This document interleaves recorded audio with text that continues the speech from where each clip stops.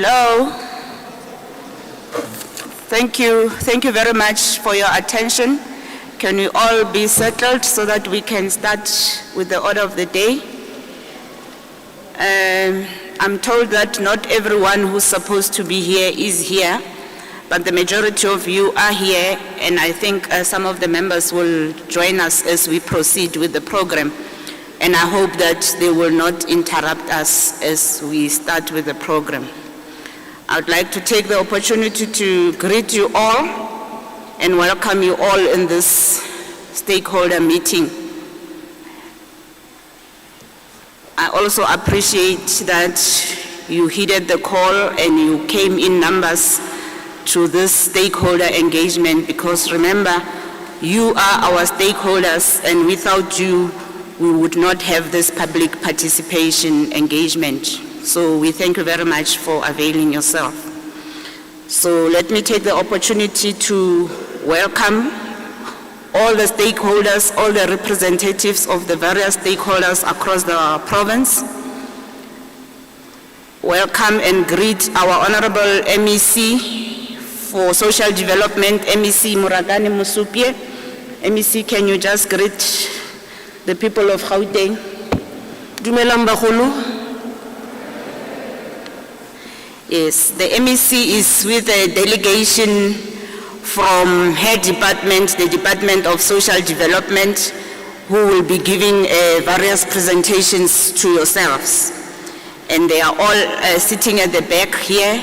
We do have the CFO, the HOD, and various, the DDG is also here, and all the senior managers in the department. I'm also here with honorable members of the Portfolio Committee for Social Development, Honorable Member Magagula. Good morning, everybody. Thank you, Honorable Member. Honorable Member Engelbrecht. Morning, everybody. Thank you very much, Honorable Member Engelbrecht. We also have a member from one of our entities, which is SASSA, Mayor Shahida Hartley. She's with us so that she can address issues of SASSA if there are any. Good morning. Okay.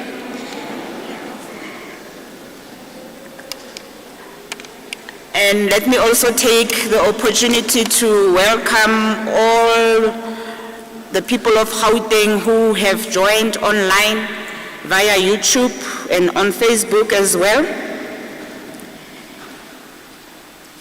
And would like to appeal to them that if they do have any questions, they can pose their questions on the chat room, because they cannot speak to us directly, unlike you who are advantaged to be able to raise your questions directly, but they can just note their questions in the chat room, and whoever is responsible will be able to forward the questions through to the officials.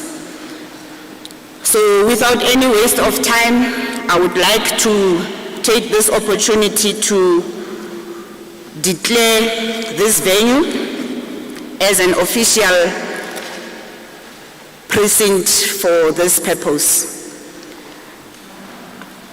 I, Rufilwe Kekana, the chairperson of the Portfolio Committee on Social Development, hereby declares Johannesburg City Hall as the precinct of the Gauteng Provincial Legislature in terms of Rule 56 of the Standing Rules of the Gauteng Legislature, read together with Section 1 and Section 2 and Section 28 of the Powers, Privileges and Immunities of Parliament and Provincial Legislature, Act number 4 of 2004.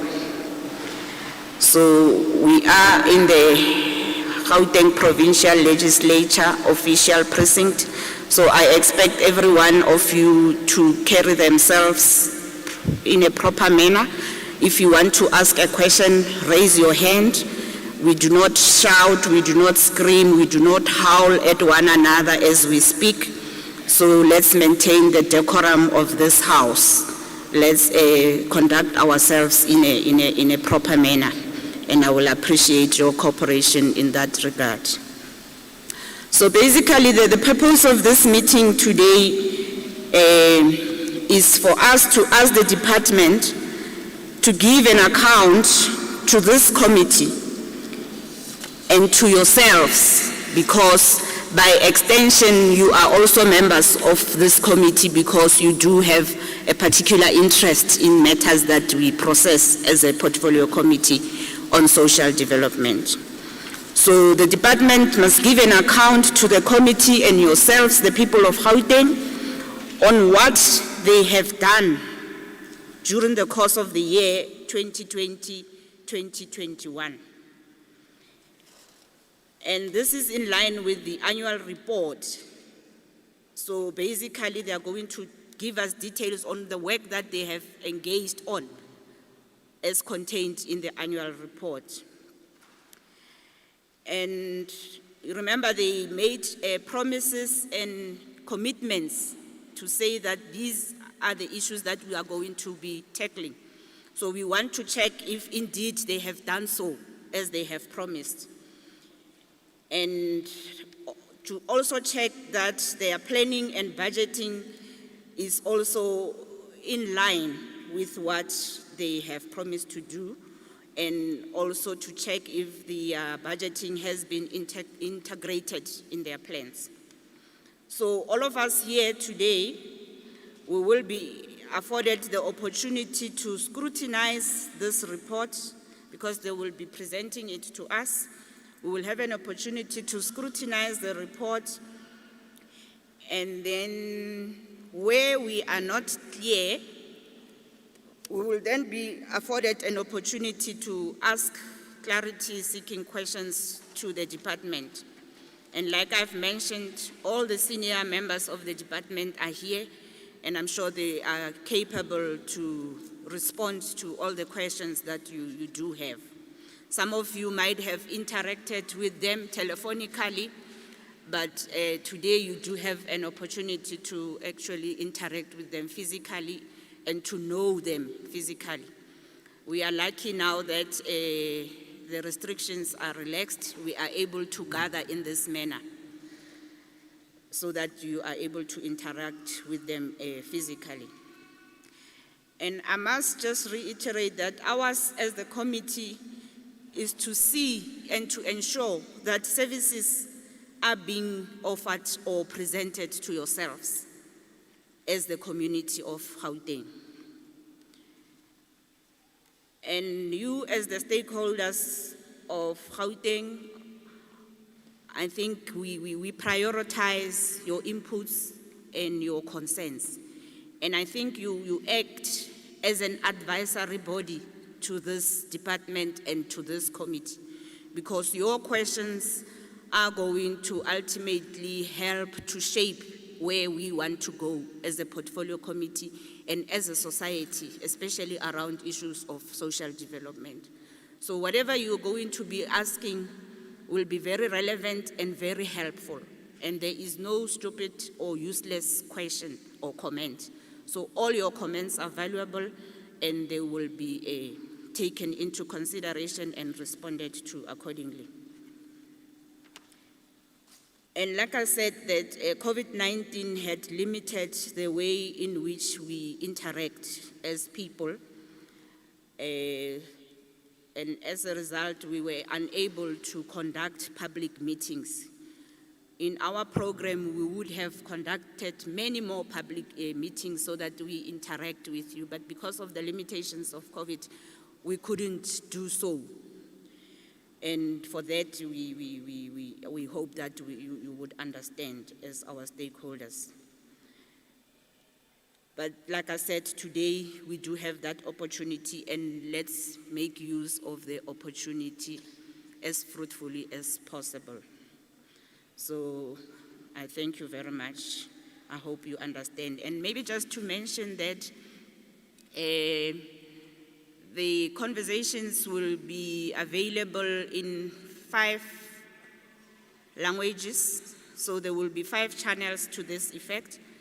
There will be English, Tsonga, Sesotho, Zulu or Xhosa, as well as Afrikaans. And I think there are about 50 headsets like this and ear sets that will be distributed to yourselves for those that will need a interpretation in case you cannot hear any of the languages that will be presented here. But then you can switch to any other language of your choice, as I have mentioned. And I hope that all of you have registered in the register book so that we have your details as well. And MEC, I think as the leader of delegation, you will indicate to us who will be making the presentations.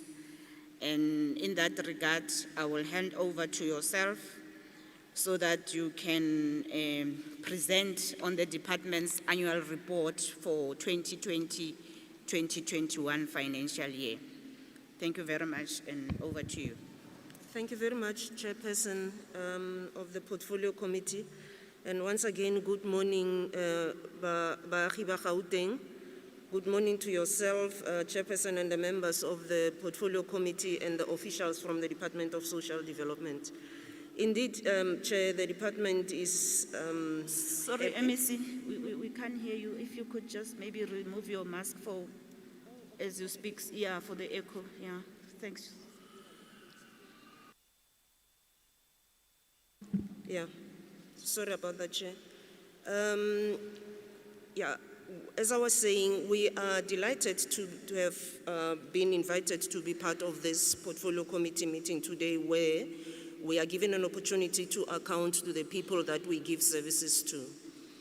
As you might know, the Department of Social Development is the main mandate of our responsibility of our department is to take care of the most vulnerable in society.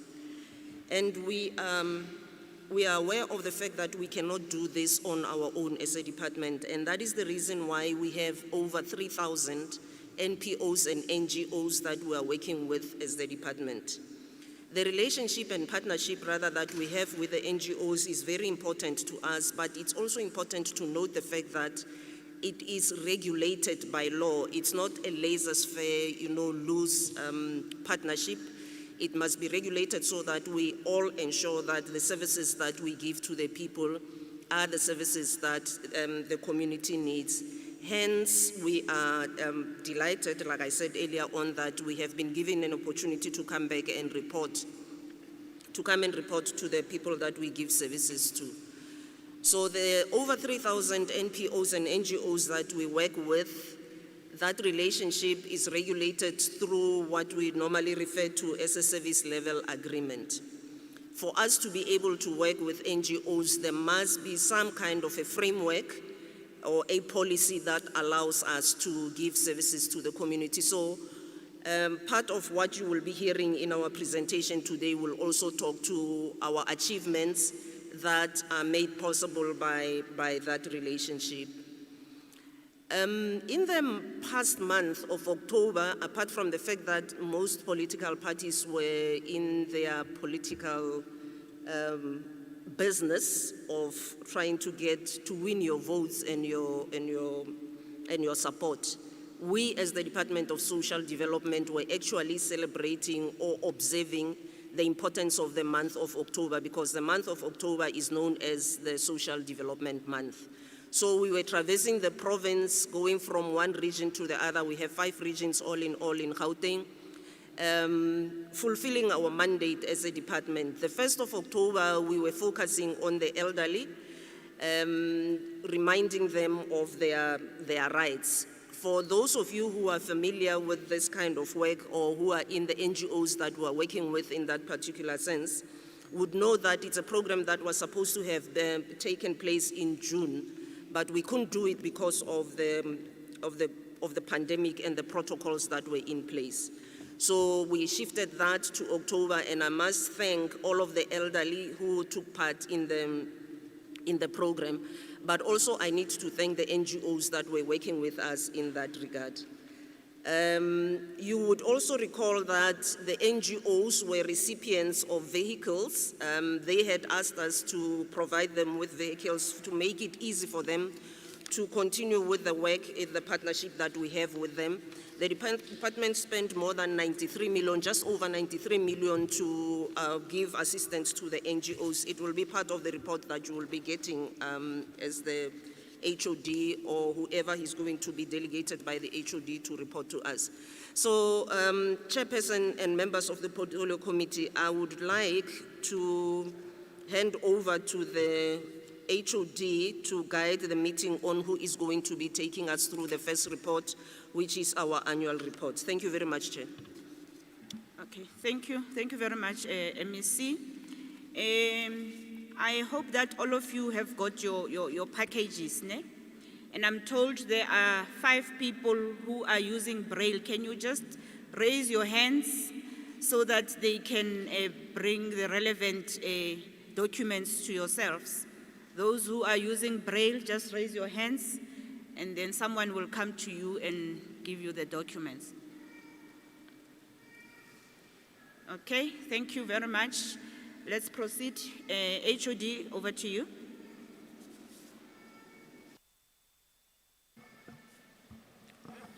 Dumelang Sanbonani. My name is Tembeni Mhlongo. I am the HOD. For the first part of the report, I will request that Chief Director, Welcome Sibisi, present the performance of the department for the financial year 2020-21. Thank you.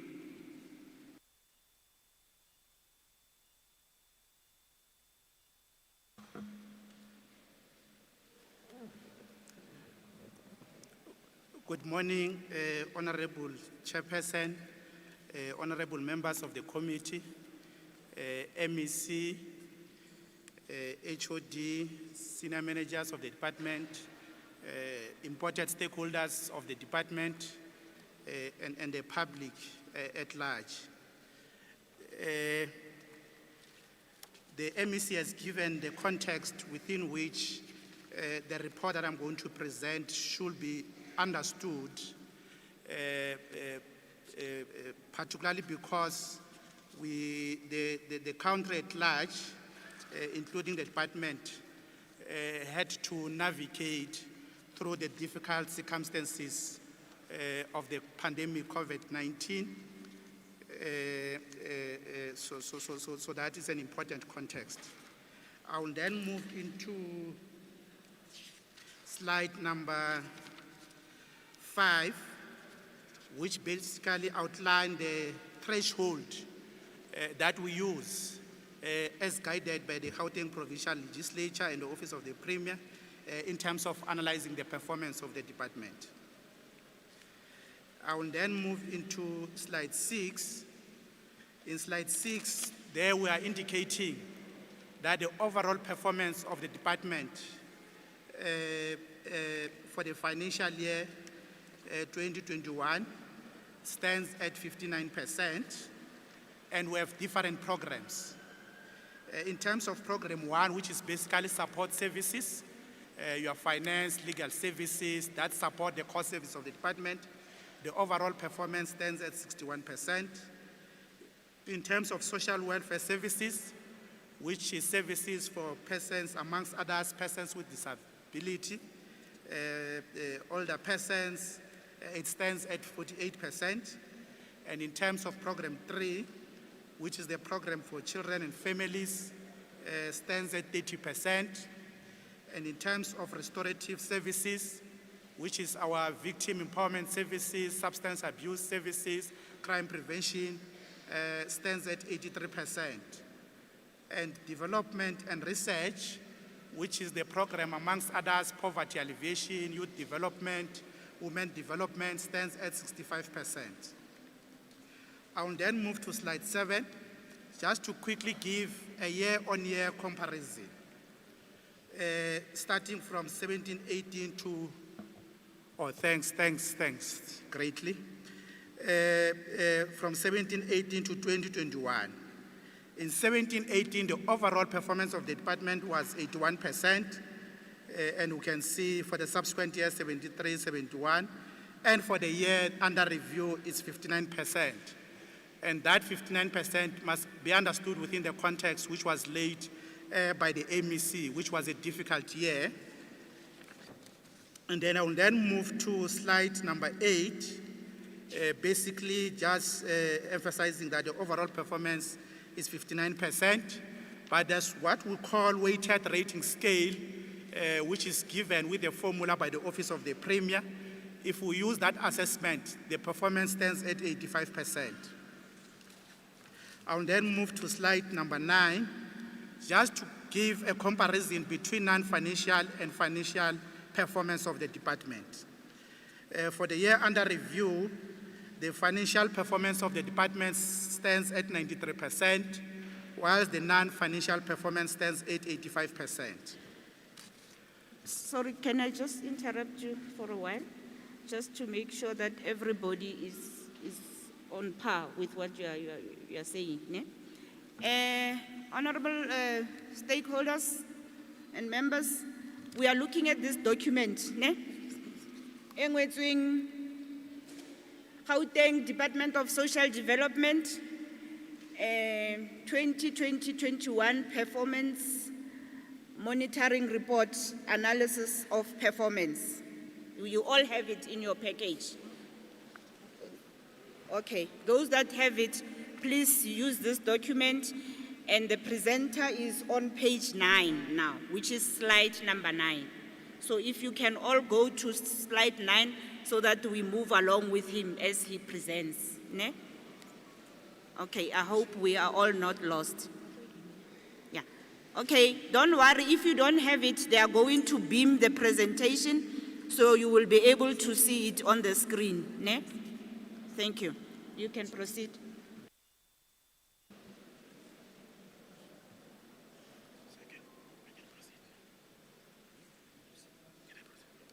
Thanks, Honorable Chairperson. Yeah, so I'm told that you must also go a bit slower so that the people can grasp. Ne? Just go with a slower pace when you present. Yeah, slower the pace a little bit. Thanks, Honorable Chairperson, for the guidance. I will slower the pace. Then on slide 10, in slide 10, departments are required, as guided by the executive of Gauteng, which is the MECs and the Premier, through the Gauteng Provincial Legislature, to reflect on the priorities of the province. In terms of priority 1, which specifically focuses on economy, jobs, and infrastructure, the department's contribution stands at 70%. In terms of priority 4, which is about safety, social cohesion, and food security, the department's contribution stands at 60%. We also required, as directed by the Office of the President's DPM&E, to also report on our contribution in terms of the national priorities. In terms of priority 2, which is economy transformation and job creation, the contribution of the department stands at 73%. In terms of priority 4, which is consolidating the social wage through reliable and quality basic services, the contribution of the department stands at 54%. I'll then move to slide 12. Here we're just reflecting on the achievement of the department in terms of priorities. We're just giving the details, the narrative details. It's basically the draft that I've just spoken to in terms of provincial priorities and national priorities. I will then move to slide 14. On slide 14, we're just giving details in terms of program 2. In terms of services to older persons, the department has performed at 50%. In terms of services to persons with disabilities, the department have performed at 44%. In terms of HIV and AIDS, 57%. Social relief, fair progress, 800%.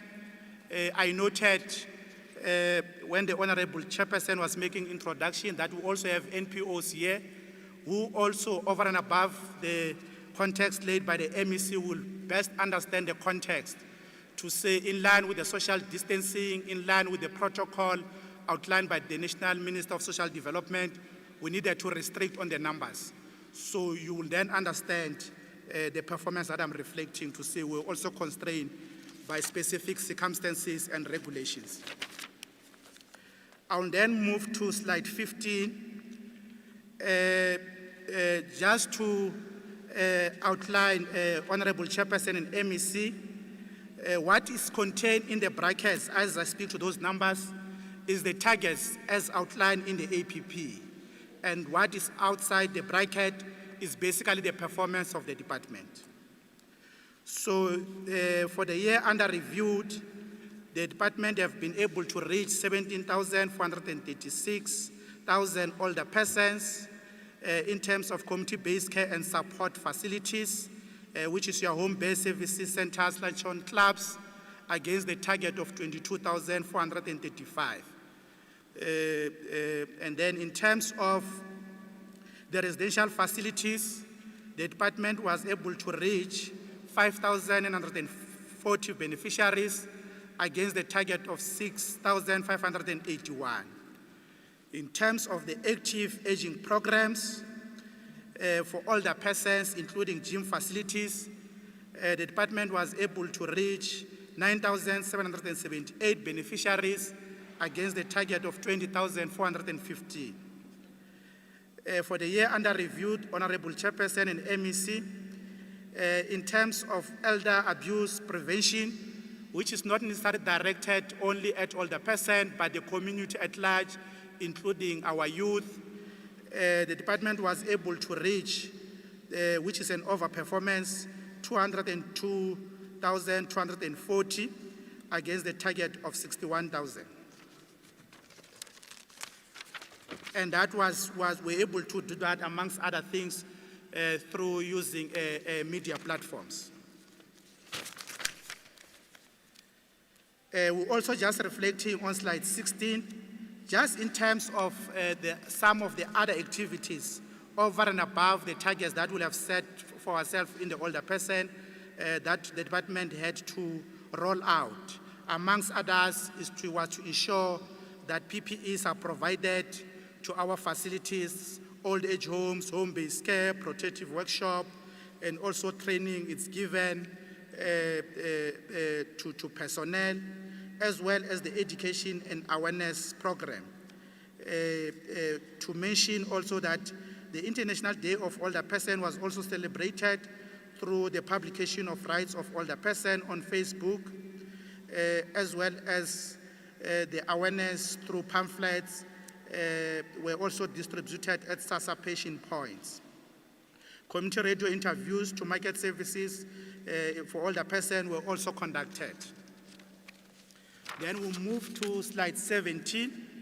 We continue to reflect the performance. The details are in the actual annual report, but we're just singling out some of the important indicators as contained in the annual performance plan. In terms of education and awareness on disability prevention, the department overperformed, were able to reach 1,426,000 beneficiaries against the target of 62,000.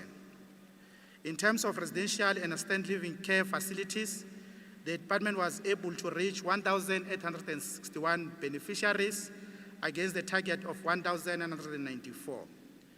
In terms of the protective workshops, which is aimed at socio-economic empowerment of persons with disabilities, the department was able to reach 3,530 beneficiaries against the target of 4,476. And in terms of the psychosocial support services, and Npos will agree with me, this was one of the much needed services, also understanding the difficult context of the COVID-19.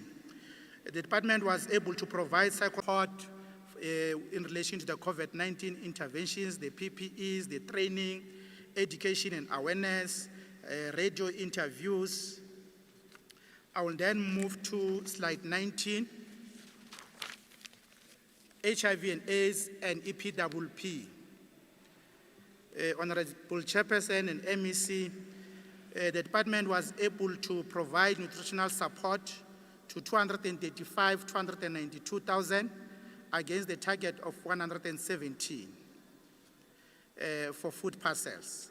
And in terms of cooked meals, the department was able to reach 15,000 beneficiaries against the target of 37,000.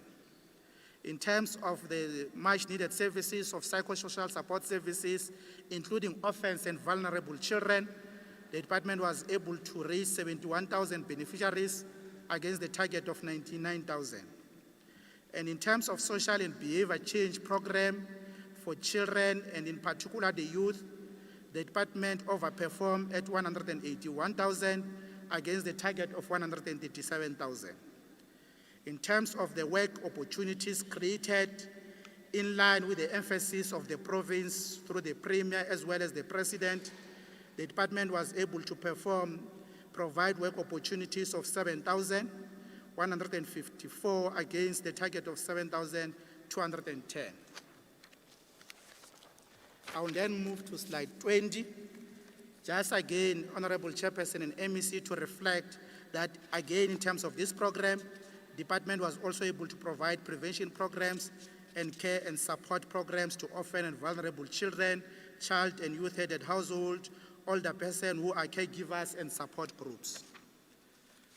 I'm now moving to slide 21, just to give further details as well in terms of program 3, care and services to families.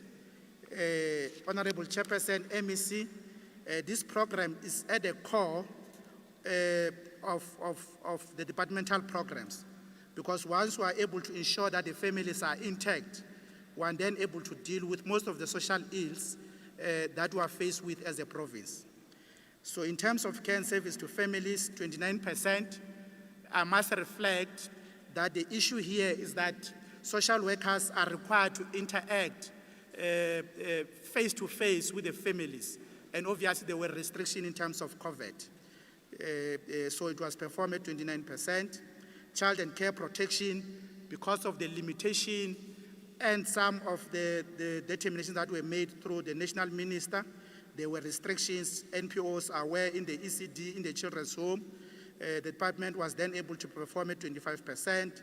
ECD and partial care, the same, 27%. Child and youth care, also centers had the same restriction, were able to perform at 67%. Community-based care services for children, 50%. On slide 22, again, Honorable Chairperson and MEC and Honorable Committee and the important stakeholders of the department, I'm just giving some of the indicators in terms of the families. In terms of families participating in preservation program, which is key in building families, the department was able to overperform at 114,000 against the performance, the target of 96,000. In terms of families participating in reunification programs, the department performed at 4,120 against the target of 7,000. Family members reunited with their families. The department was able to overperform at 1,646 against the target of 1,055. Families participating in parenting programs. The department also here was able to overperform at 40,000 against the target of 25,000. Families receiving crisis intervention services, the department was able to reach 24,000 families against the target of 32,000. I'm now, Honorable Chairperson and MEC, moving to slide 23, which is about care and support to families. So here again, we're reflecting over and above what is contained in the APP in terms of targets. Department also has to do this important work. A service delivery campaign, please, was undertaken during September, led by the MEC, with the aim of strengthening support services to homeless.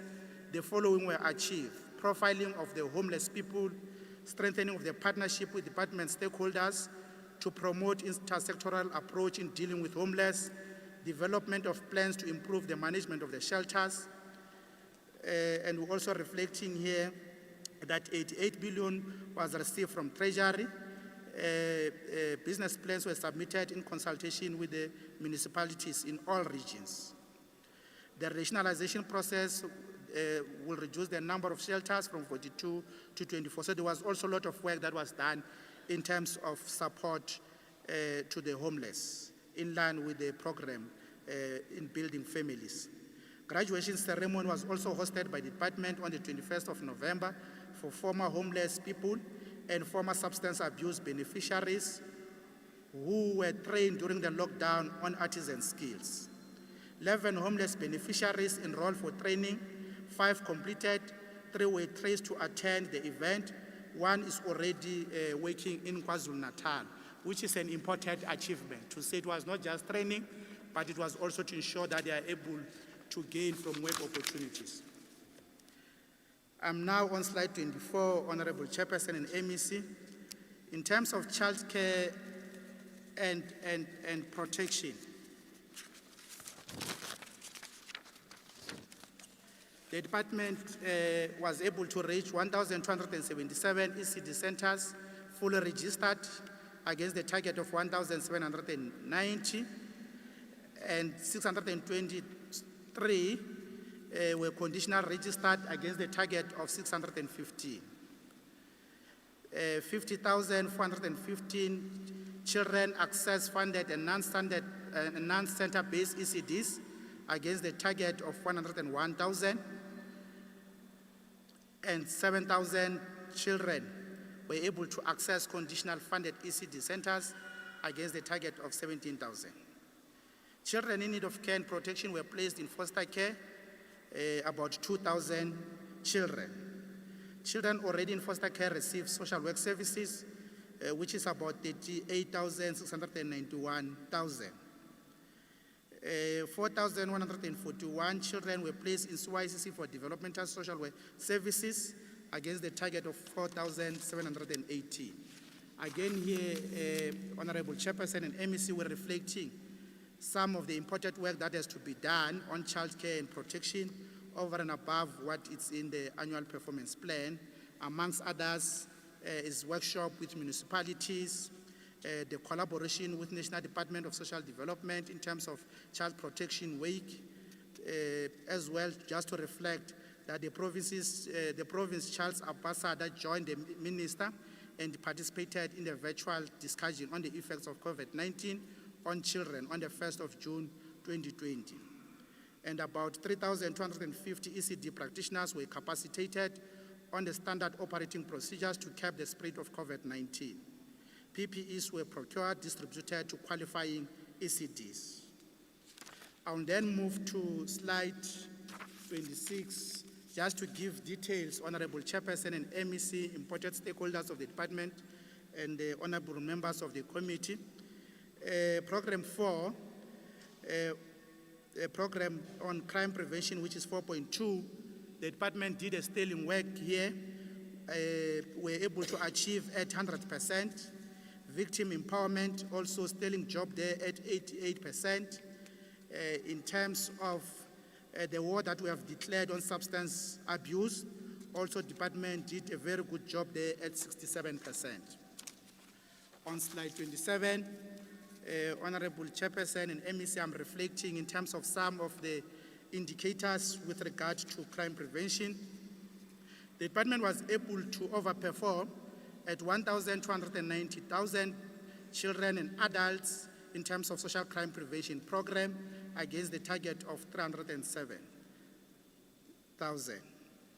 And in terms of children and others in conflict, the law referred to the department for further interventions.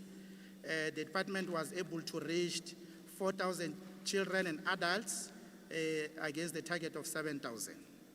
2 Sekwa care centers managed by government accommodated 608 children in conflict with the law that are awaiting trial.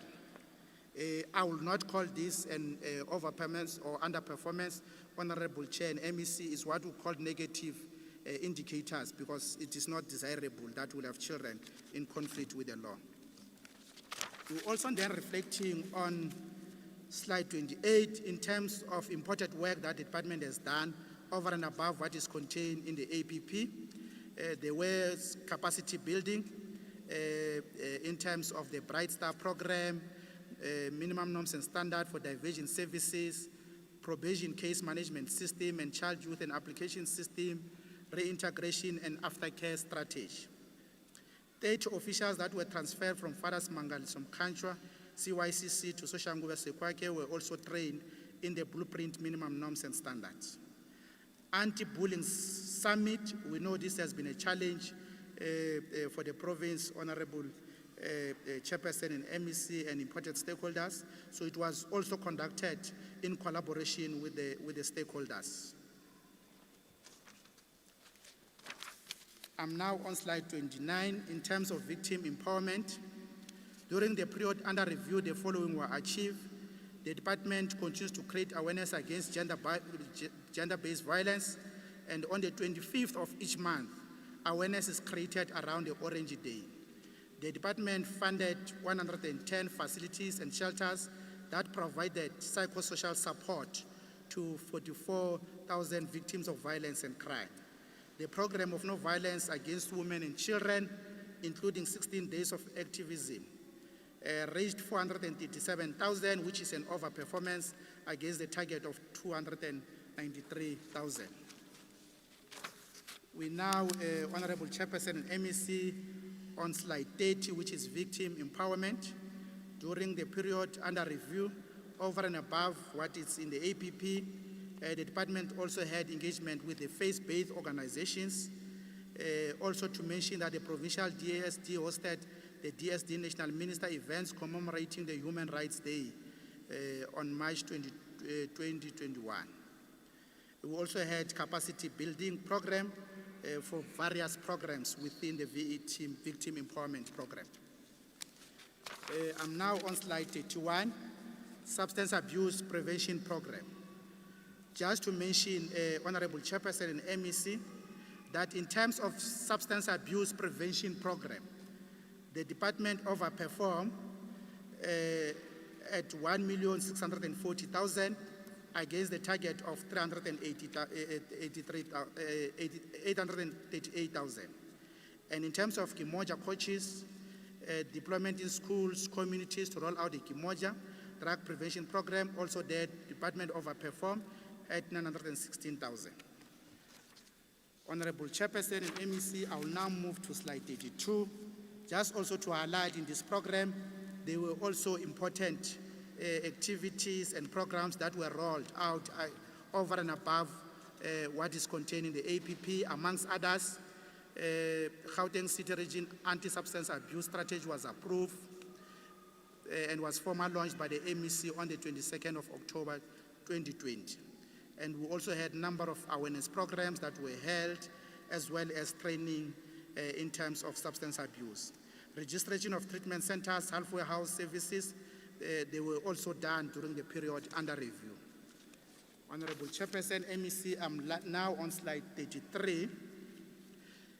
This is in terms of program 5. Just to mention, Honorable Chairperson and MEC, to say the department did a sterling job here by attaining 100% in terms of human development, also important work on youth development, 86%, population policy promotion, 67%, community-based research, 33%, poverty alleviation, including job creation, 60%, institutional capacity building, which is important, Honorable Chair and MEC, for the Npos at 50%, and community mobilization, 50%.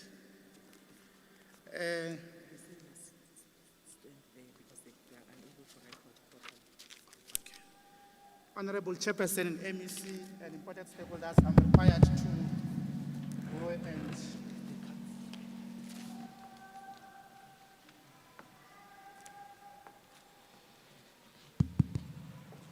okay, thanks. Honorable Chair, I was required to speak from the podium. I'm now just giving details in terms of program 5. In terms of poverty reduction programs, the department was able to reach 2 million beneficiaries against the target of 3 million. In terms of dignity packs, we're able to reach 548,000. And in terms of income generation programs, we're able to reach 56,000, which is an overperformance against the target of 45,000. Honorable Chairperson, stakeholders, and honorable members of the committee, importantly, Honorable Chairperson and MEC and stakeholders will note that the issue of the food parcel was very important during the year under review, given the circumstances of COVID, joblessness, and all that. The department was able to overperform at 1,760,000 against the target of 1.4 in terms of food parcels through the food bank. And we're also able to ensure that we reach 41,000 beneficiaries against the target of 12,000 in terms of feeding program. The department, in terms of the welfare to work program, which is also an important program, Honorable Chair, Person and MEC, in terms of exiting those that are in the welfare system, I noted also SASSA is here. The department was able to overperform at 14,586. And the department was able to provide goods and services through the cooperatives. And just to mention and emphasize, Honorable Chairperson and MEC, that these cooperatives in the main are constituted of our important stakeholders and women in our communities, in line with the job creation mechanism, support, and also the priority on economic support. I'm now on slide 36, just to also emphasize, Honorable Chairperson and MEC, that over and above what is in the APP, the department was also able to provide intervention in terms of COVID-19 as well as training. I'm now on slide 36, which is youth development. The department was able to reach 46,920, which is an overperformance against the target of 33,000 in terms of work opportunities, which is an important program both for the country and the province in terms of EPWP. The program has further enabled 55,000 youth, which is an overperformance against the target of 45,000 in terms of skills development. The department was also able to reach 17,561 youth in terms of entrepreneurship development program. Honorable Chairperson, MEC, I'm now on women development. As I reflected in the other slide, the department also did a sterling works in terms of this program. We achieved 800% and is demonstrated by the numbers that are contained in slide 37. I will then move in terms of the projects that the department was engaged in on the year under review, in line with ensuring that our communities across the province have proper facilities in terms of the services that we're providing as social development. In terms of Harankwa office accommodation, it was completed, Honorable Chairperson, 800%. In terms of Devon Early Childhood Development, ECD, which is an important service in the communities, it was also completed 800%. Bakersdale Social Integrated Facility, which constitute early childhood development, older person, as well as regional office facilities. It has been at 77%. And Bantubonge early childhood development at 46%. I'm now moving on to slide 40. Here, Honorable Chairperson, MEC, we're just reflecting in terms of human resource capacity of the department. In terms of the total number of posts on the department structure, for the period under review, we had 5,367. And we just want to reflect, Honorable Chairperson and MEC, that against this number of posts, the department had a total number of vacant posts of 649. And in terms of the acting position, we had 5 during the period under review, And in terms of the total number of terminations, 322. Total number of new appointments, 285. Honorable Chairperson, MEC, in terms of suspension, as the department, in line with government protocols, are required to implement corrective measures, punitive measures if necessary. We had one suspension during the period under review and also one precautionary suspension. In terms of the GOD status, we had about 75% females, 38% youth, and 2.7% with disability. In terms of race, Honorable Chairperson and MEC, in terms of the staff establishment, 95% is African employees, and 2.3 colored, 0.4 Indian, and 2.1 white. I'm now moving into governance and administration. Just to reflect, Honorable Chairperson and MEC, to say in terms of resolution management, we had the resolution dealt with the subject on the strategy that seeks to minimize lawsuits before they materialize, which was the issue that was raised by the committee. The department attended to that briefly. This was done amongst others. Legal Services has developed a contingency strategy for rolling out awareness session and legislative audits through alternative means, such as video recordings. Legal Services also had to write 2 articles per quarter. The matters that can be settled are settled and instead of defending them in the open court. The department, through Legal Services, has also returned to the state attorney to ensure that all matters that are dormant are dismissed by the courts. In terms of the second resolution, which was about fruitless and wasteful expenditure, litigation matters, irregular expenditure, the fruitless expenditure arose from the overpayment of 2 school uniform production cooperatives. This overpayment has since been transferred to the debtors, and the cooperatives have signed the acknowledgement of the debt. Continuation, Honorable Chairperson and MEC, in terms of governance and administration. On ECD centers compliance, and NPOs are fully aware of these challenges. The registration of ECD centers is still a challenge due to municipal bylaws such as building plans, healthcare facilities, and other infrastructural requirements.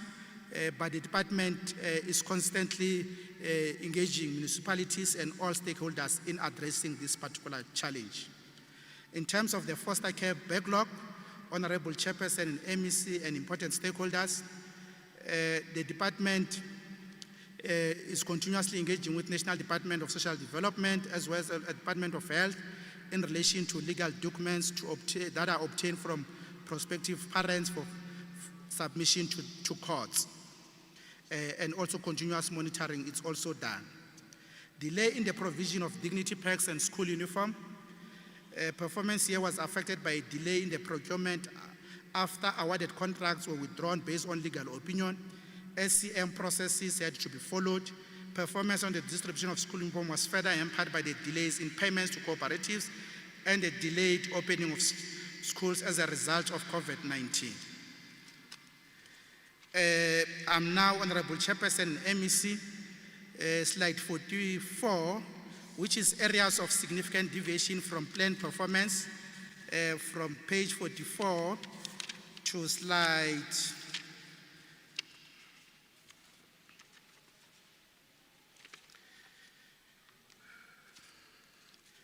58. I will not go into details one by one, just to reflect, Honorable Chair and MEC, to say those are the areas that department could not achieve the 100%, given the context that earlier was laid upon by the MEC in terms of the pandemic, in terms of the regulations. But what we kept on doing as a department during the period under review, as guided by the oversight bodies, which is the Portfolio Committee through the Honorable Chairperson, we had to continue to emphasize in the department with our officials to say that COVID or no COVID, we should still be able to realize the plans.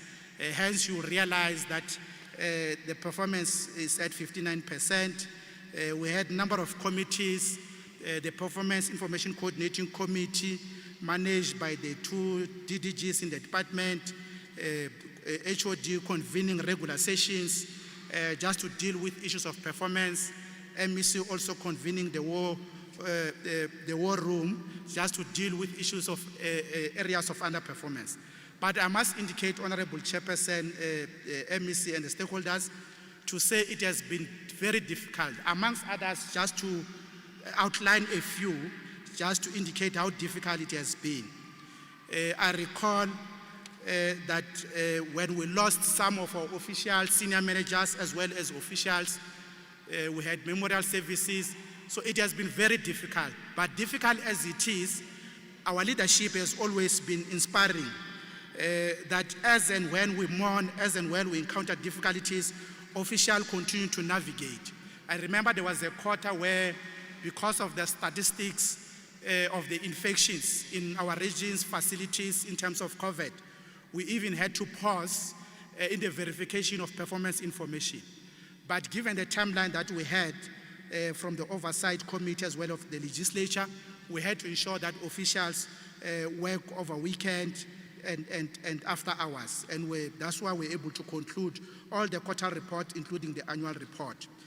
But safe to say, Honorable Chairperson and MEC, speaking from the point of privilege, as somebody who's responsible to also monitor the performance of the department, as of second quarter of this financial year, which is the report that will still be tabled to the portfolio committee, is that the department stands at 70%, which shows significant improvement from the performance of 59%.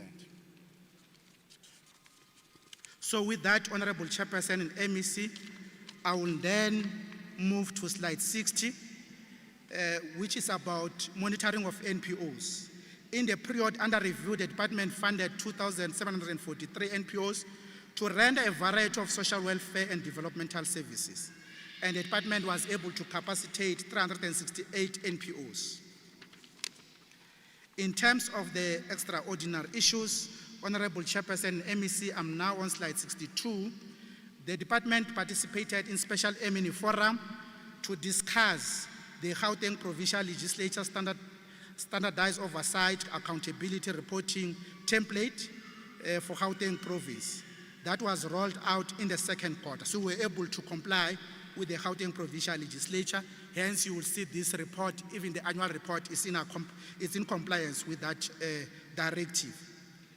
The department performance information, I already mentioned it. The DDGs, HOD, and MEC regularly convene sessions that seeks to ensure that managers and staff account in terms of performance. I'm now on slide 63, Honorable Chairperson and MEC, which is basically the key success stories. It's just a few that we selected. There's more than this, Honorable Chairperson and MEC. In terms of child care and protection, the province child ambassador joined the minister and participated in a virtual discussion on the effects of COVID-19. The department, in collaboration with the National Department of Social Development, also hosted the closing of the Child Protection Week. In terms of service to persons with disabilities, there were also training that were conducted, as well as the virtual training on the guideline on service to children with disabilities.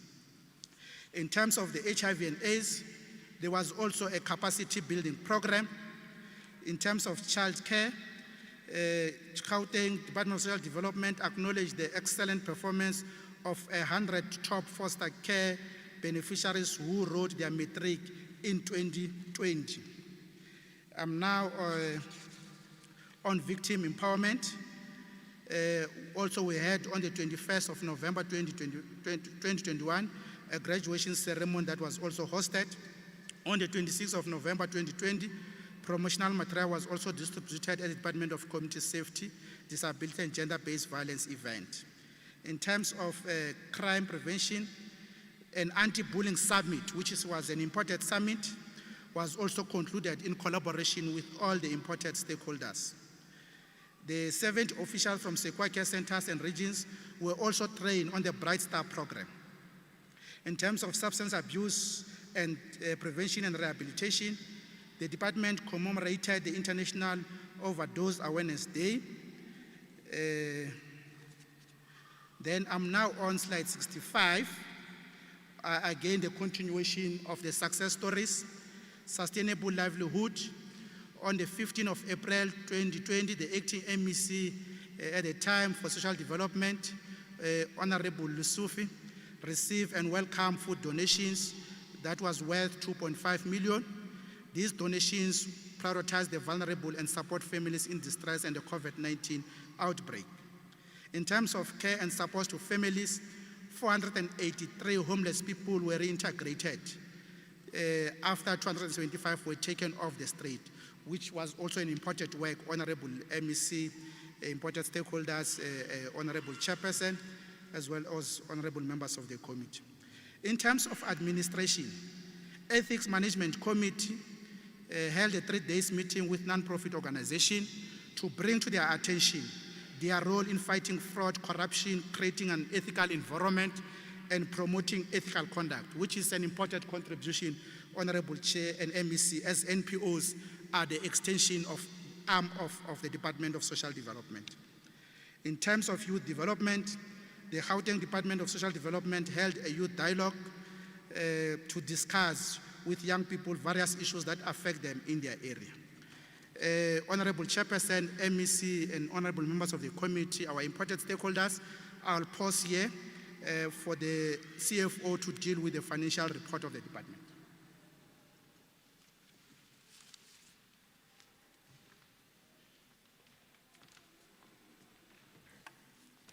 Dumelang. Good morning, Honorable Chair, Honorable members, MEC, all senior managers, and to all of our key stakeholders and the public at large. My name is Johan Strauss, the CFO for the Department of Social Development. I'm just going to run you quickly through the financial performance of the department for the previous financial year. If we look at slide 67 in your packs, the first slide is breaking down basically per the various programs as Mr. Sibisi has just outlined, how we performed in each program. So program 1, administration, from the budget that was allocated of 719 million, the overall expenditure there was 95%. Social welfare services with a budget allocation of 949 million, the overall expenditure was 98% for the financial year. Children and families, with the biggest budget allocation of 2.5 billion rand for that program, the overall spending there was 88%. Restorative services, total budget allocation of 741 million rand, the overall spending was 98% in that program. And then development and research with a budget allocation of 893 million, we achieved 93% spending. So after total budget allocation of 5.8 billion rand, we managed to spend 93% of that budget. If we then move to the next slide, in slide 68, I'm just going into a little bit more additional detail of how we performed under each program and what led to some of the underspending. So firstly, for program 1, the filling of vacant posts contributed to the underspending under our COE budget. The funds that was allocated for investigations, appointment of probity auditors, training, legal services, and our fleet services was not fully spent by the end of the financial year. Looking at program 2, the social welfare services, the underspending was mainly affected by the unspent funds on the ART food parcels and the allocated budget for HIV social behavior change. That was not spent in full by the end of the financial year.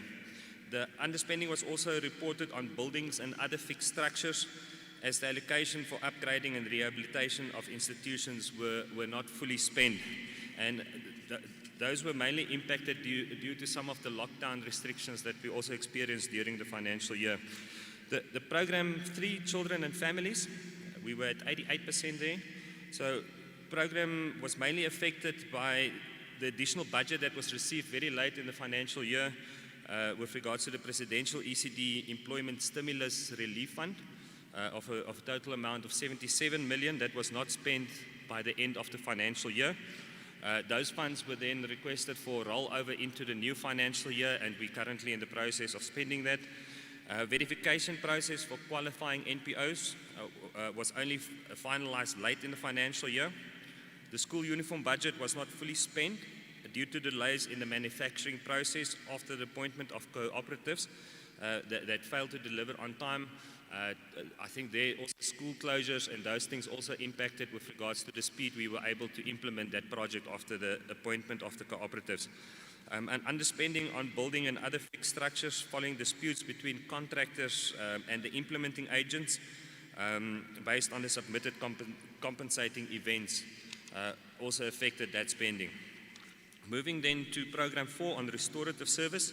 The underspending in this program is due to delays in the implementation of the substance abuse related mobile services. Because of lockdown restrictions as well, we were not able to implement this program to its fullest. The department contracted with NPOs from the third quarter onwards after the easing of lockdown restrictions. When we then look at Program 5, the budget for food relief, dignity packs and research was affected the under expenditure in this program. In terms of food relief, the services were rendered, but the invoices that was received very late in the financial year was not processed before the end of the cut-off and was carried over into the next financial year. With regards to the expenditure for programs, that was also affected by underspending of the allocated budget for the NPOs. Then moving to slide number 71. This is in essence the same information, just a little bit different. Here we are looking at how we perform per the different economic classifications. So the first area there is our compensation of employees, the paying of salaries. The budget was 1.8 billion. The overall spend was 95%. Goods and services was allocated 1.3 billion. The overall achievement there was 86%. With regards to the non-profit institutions, total budget allocation of 2.5 billion, with then overall achievement of 95% in that area. Buildings and other fixed structures, the allocated budget was 74 million, and the achievement was 73%. Machinery and equipment, the budget allocation of 53 million, with an achievement of 90%. And then software and payments for financial assets, which is relatively small amounts compared to the larger scale of the budget. I think then as well looking at the overall again, just reflecting on that 5.8 billion and the achievement of 93%. Then just following into slide 72, it's just giving a breakdown then of compensation of employees. I think as I've mentioned, we experienced delays in the filling of vacant posts. We're trying to do virtual interviews and those type of things to speed up the appointment process. So post an accelerated grade progression that was also not paid at the end of March.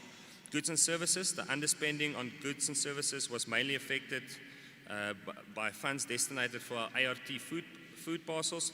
School uniform budget that was not fully spent. Either due to the start of the manufacturing process by the appointed service providers being delayed by COVID-19 restrictions and schools having been closed until late in the financial year. The food relief budget was also not spent in full as there was outstanding invoices, as I've explained earlier in the presentation.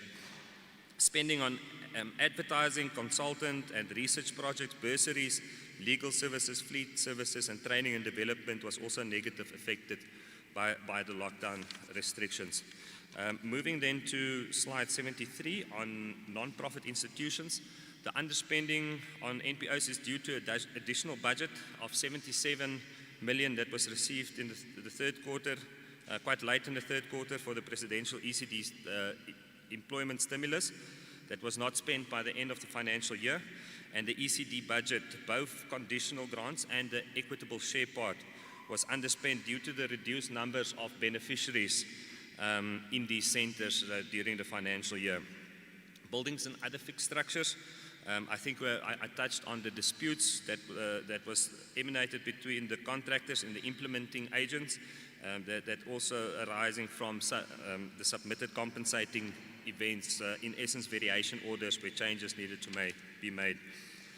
Looking at machinery and equipment, the allocation for machinery and equipment was not spent in full due to the delays being experienced in delivery of some office furniture and equipment. Software budget allocation for purchasing software has not been spent in full by the end of the financial year.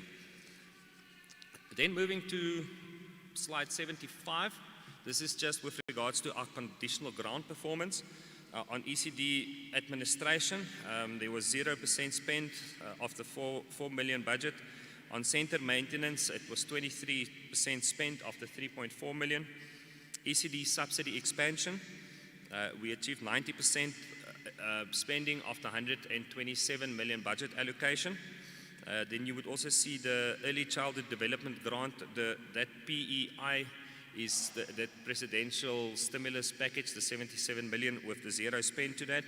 And then on our EPWP incentive grant, of the 21 million budget allocation, there was 100% spent on that. So overall performance on the conditional grant was 59% of the total allocation of 234 million rand.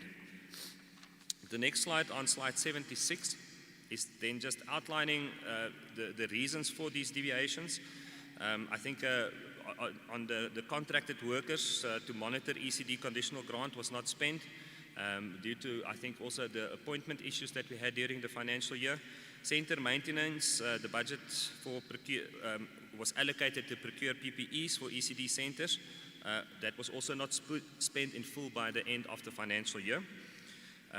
ECD subsidy expansion was affected by the reduced numbers of beneficiaries in some centres and the change in the bylaws, and that was mainly within the Tshwane municipalities that we had some challenges with onboarding additional ECDs. I think we've touched then further on the ECD childhood development grant that was received quite late and it wasn't finalized by the end of the financial year. Slide 77, this then looks at how we performed in the payment of suppliers during the financial year. So with regards to paying suppliers within 15 days, we were able to achieve 91%. So 91% of our suppliers we paid in less than 15 days. Some of the challenges there was delays in the confirmation of goods and services that resulted from end users that's on a rotational basis. Sometimes as well the vendors' tax clearance things is not in order, so then there's a delay while you wait for them to resolve the tax issues. And bank account validation, where people have changed bank accounts, also contributed to some of these delays in not meeting the 15 days. Slide 78 is then just looking at our performance for 30-day payments. With regards to that, our overall performance was sitting at 95% of paying suppliers within 30 days. I think the same reasons apply there for why for the ones that went above 30 days. Moving to slide number 79, this is then just looking at our preferential procurement spend as at the end of, as at 31 March 2021. With regards to historically disadvantaged individuals, our BBBE contribution, our target was 80%. We achieved 85% with regards to that, with a total spend of 628 million. With regards to women, the target is 30%. We achieved 45% on that, with a total spend of 141 million with regards to women. Looking at our youth, the target of spending is 10%, where we achieved 16.71, 134 million contribution into that area. And then with regard to people with disabilities, the target is 5%. There's just a error. There was an additional 2 that was added there. The actual result is actually it's 4.62, just below the target of 5%, with a total spend of 18 million in that area. So the only area where we just missed the target slightly. Then if we move to slide number 80, looking at our township economic revitalization spend. So looking at the spending within the township environments, our target As the province is 40%, we were able to, by the end of February, achieve 36.55%, with 278 million spent within the township environment. I think, thank you very much, Honourable Chairperson. That then brings me to the end of the presentation. Thank you.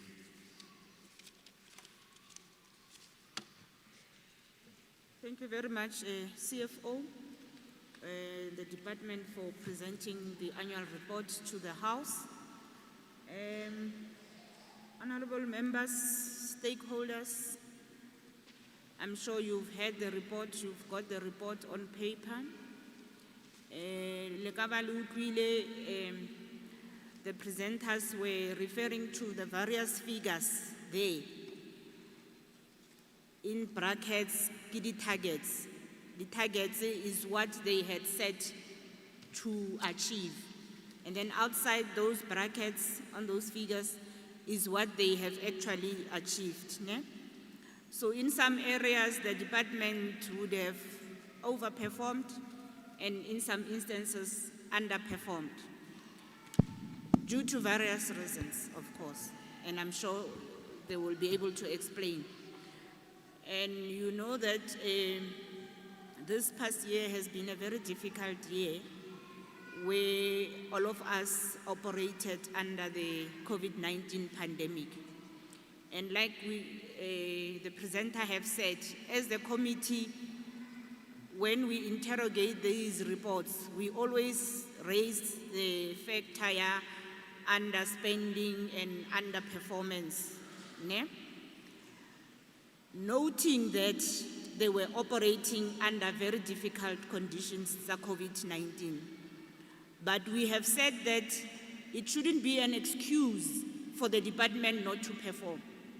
We expected them to perform even in the midst of COVID-19, be able to come up with innovative ways to work even under those difficult conditions. And I must say, in some areas they tried, and in some areas they couldn't, because they were also trying to protect you as the vulnerable people of society, knowing how did the COVID-19 spread amongst us. So in some instances was in the best interest of the community so that they can protect us from getting infected.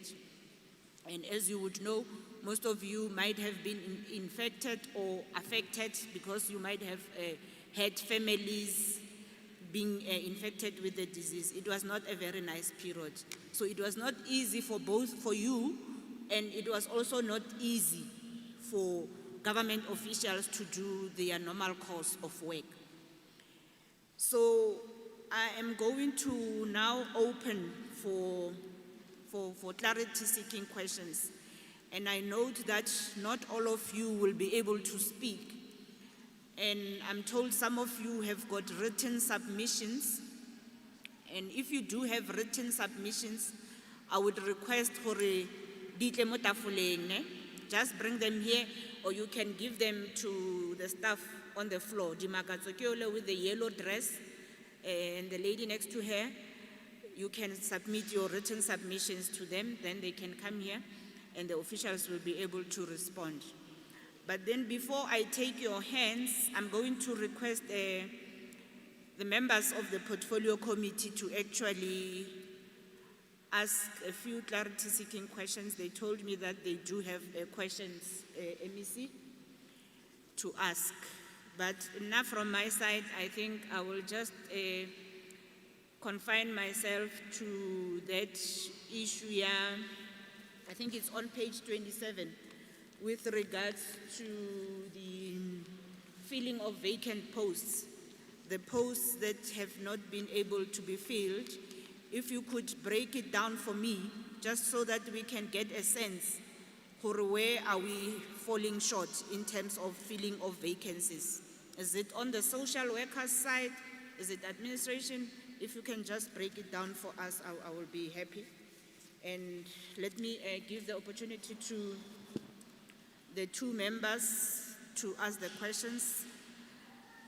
And thereafter, I will open up for you because this is your meeting, and I'm sure you should be able to derive more value in this meeting than anyone else. I'll start with yourself, Honorable Magagula, on my right-hand side. Thank you, Chairperson.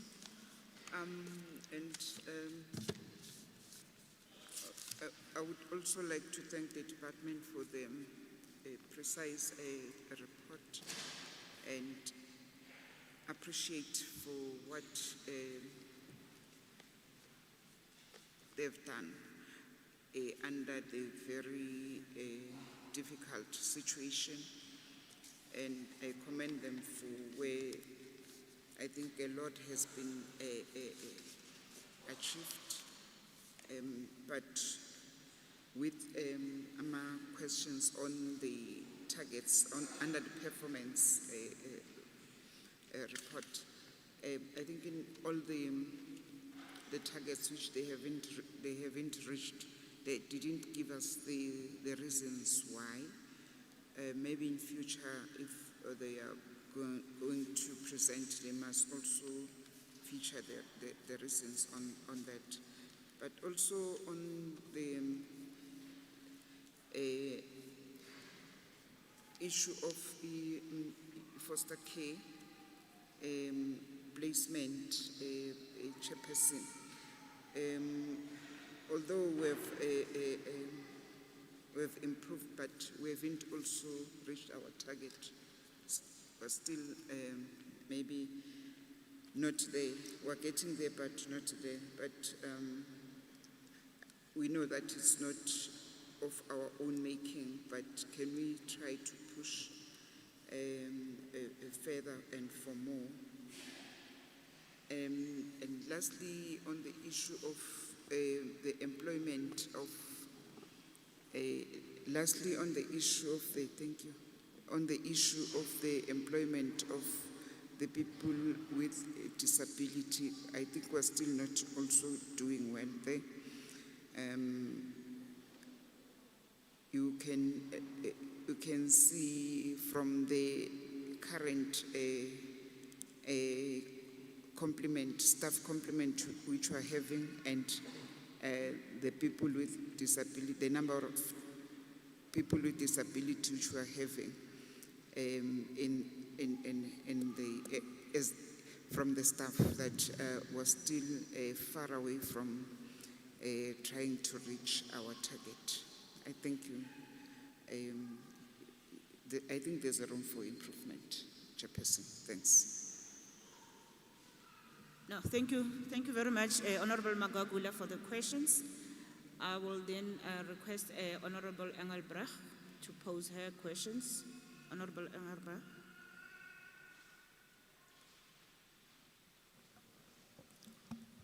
Chairperson, thank you very, very much. Looking at this report, I must say I find it horrifically sad that during the year of COVID, which was a terrible year for all of us, almost 2 years now, but during the period of COVID, poverty has increased, people have been without jobs, homelessness has increased. There's a huge need for the Department of Social Development to go out there and really make a difference.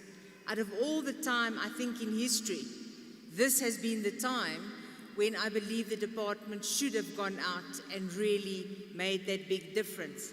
Yet we're looking at a department that only had a 59% efficiency in terms of non-financial performance. So I find that very, very, very sad. And so I therefore have a few questions relating specifically to that non-performance.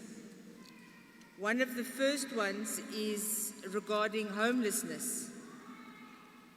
And if we look on page 23, the report speaks about 88 million that was received from Treasury. I would just like clarification in terms of what happened to that 80 million.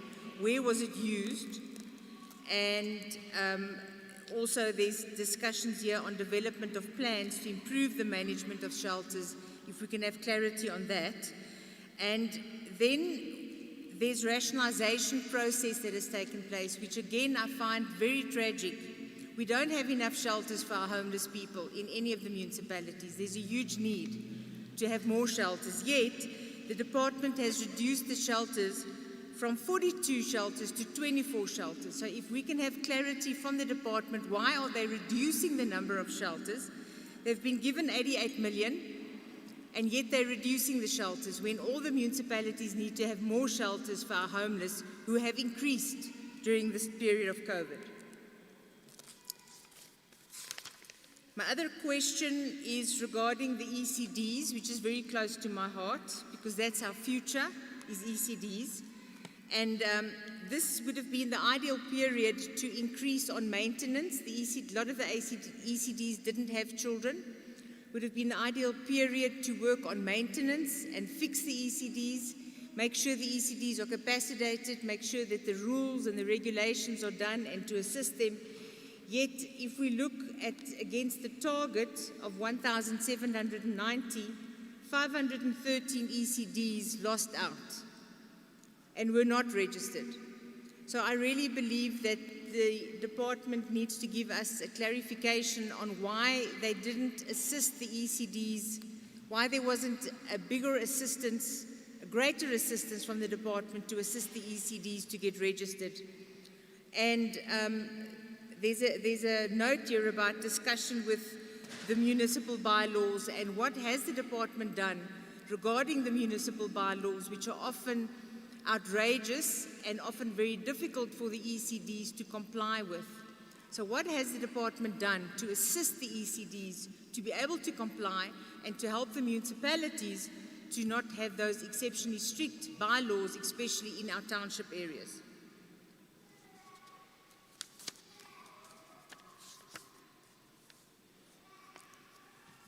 On page 42, we've got the discussion regarding the fruitless and wasteless expenditure regarding the overpayment of school uniforms at cooperatives. I'd like to find out from the department why this happened, why this wasn't picked up, why was it only picked up with the SCOPA investigation, and what will the department do to make sure that these type of things do not happen in future. And then in page 75, we're looking at the conditional grants. So there's a huge amount of underspending with the conditional grants. I'd like to find out from the department, are these conditional grants going to be rolled over for the next year? Are we losing all this money? Is all this money going back to Treasury, which would be a huge, huge, huge pity? And then especially the Early Childhood Development Grant, which comes from the President Fund, at 77 million. What is happening to that grant specifically? Is that going to be rolled over? And all the other money, if we can have an answer on that. Thank you, Chair. Thank you, Engelbrecht. Yeah, I think you might have touched on the questions that our stakeholders would want to ask. That's why they are clapping. And if maybe the department could also emphasize in clarifying on the question that Honorable Engelbrecht asked on the overpayment of the cooperative, the impact of that, the debt collection from the cooperative, because they had to repay the money. So what is the impact on that cooperative? Are they still in operation? Are they coping? Are they able to indeed repay that money? And noting that it was not their fault, what is the department saying, and how did it happen that they got overpaid? So I'm going to give the department an opportunity to respond, and then thereafter I will take hands from the floor. So if the department can respond to the questions that comes from the table, and then thereafter we will take questions from the floor. Thank you.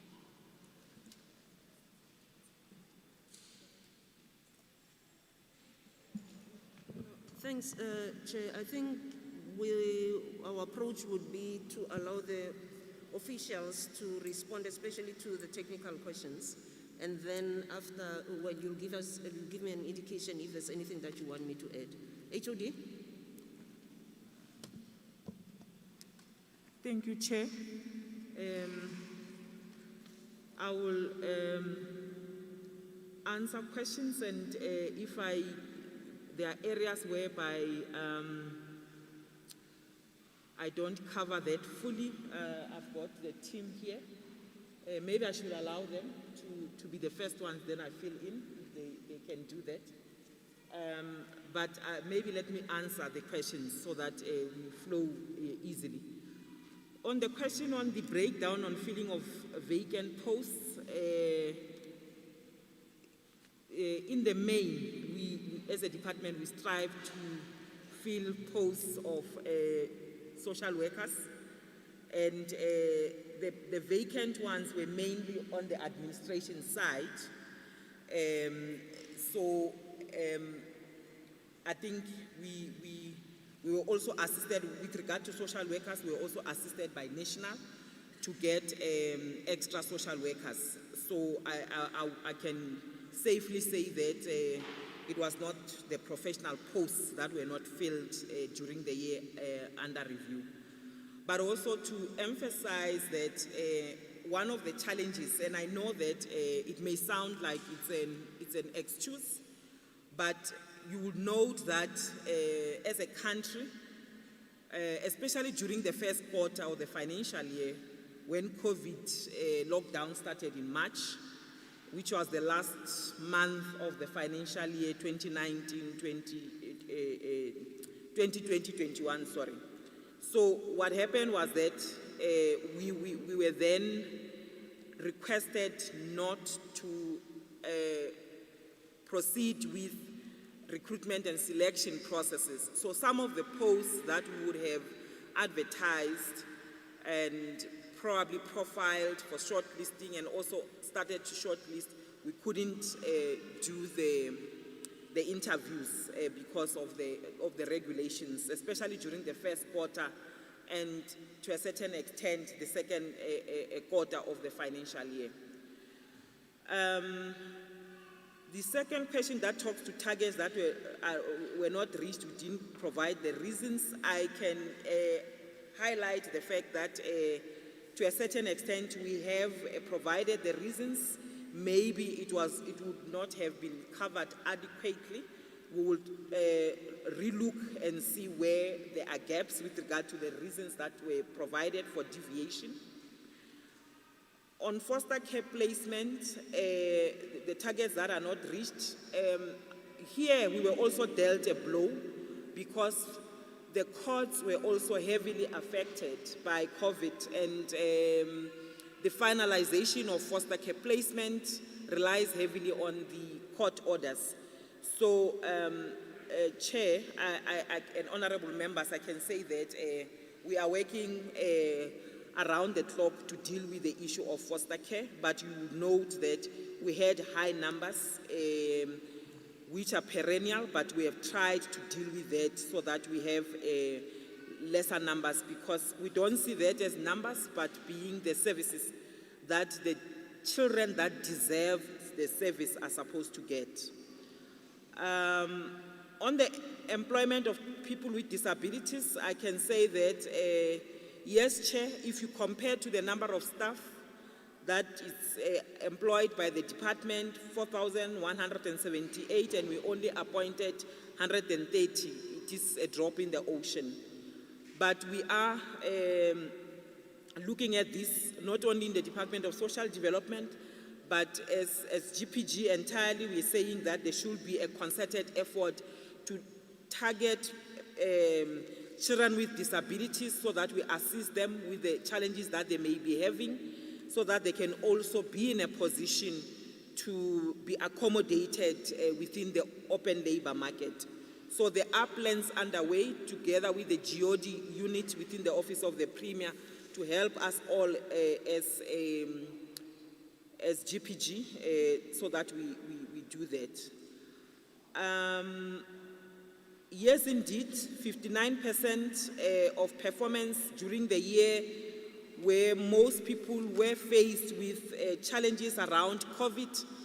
It's not pleasing, But I want to highlight the fact that, and I think the chairperson also indicated that especially if you look at our programs for persons with disabilities and older persons, the community-based care programs were really affected by the regulations. So we were unable for a larger part of the financial year to open the service centers, our luncheon clubs, and also our protective workshops for persons with disabilities. They were unable to attend there because of the COVID regulations.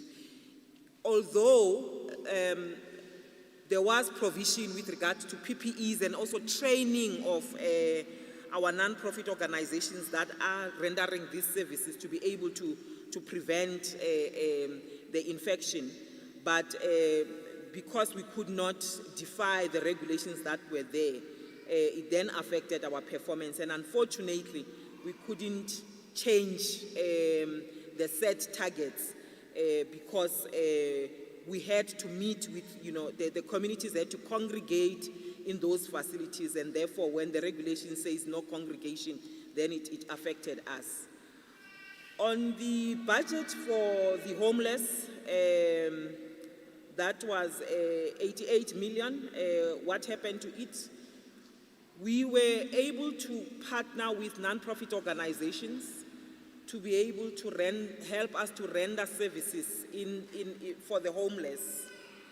And the 88 million in the main was for food provision in those shelters, provision of equipment, for example, or furniture, your beds and mattresses, and any other key things that will be needed in those facilities.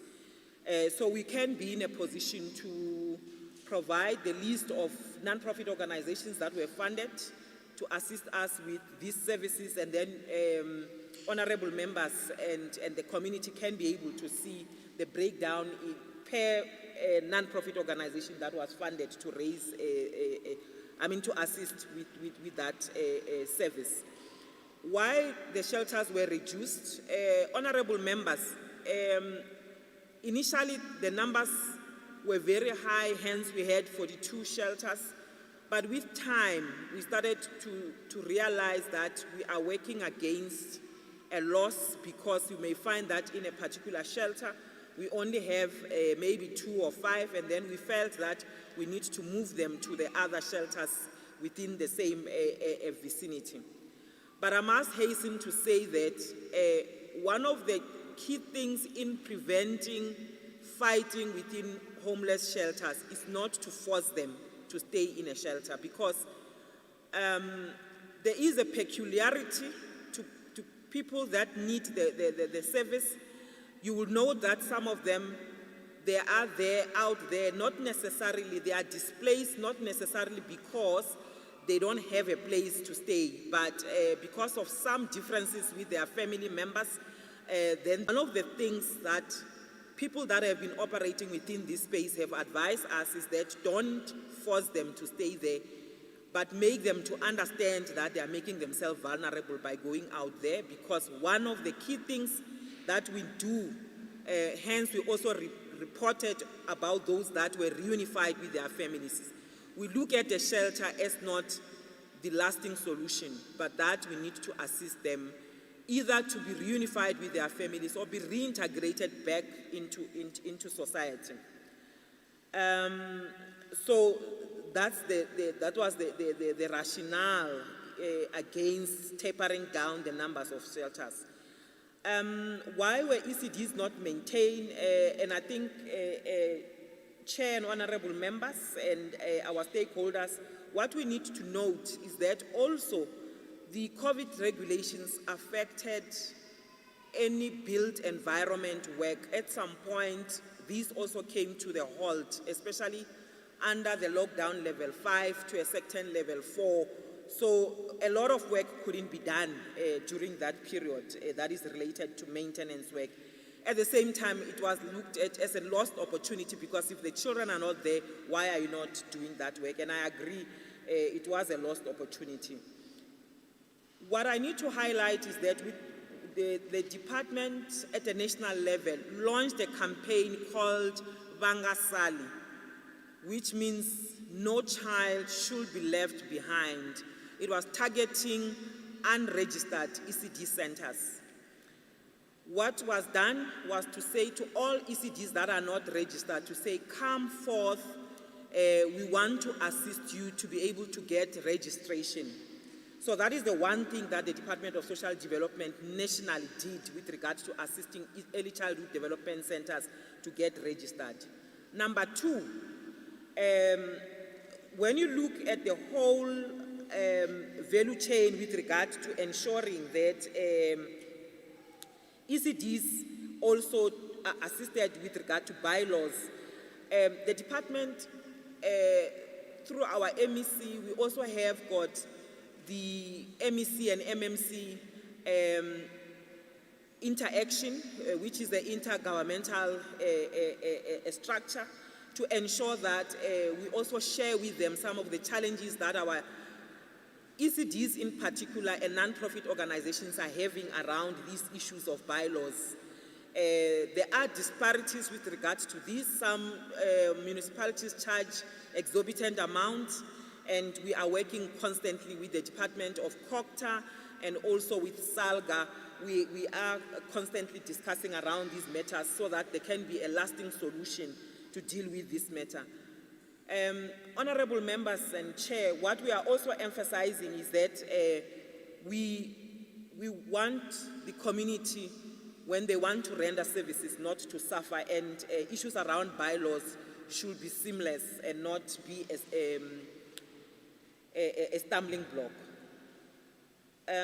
So on the issues around, the last one that I will comment on is on the rollovers, the one on wasteful and fruitless expenditure.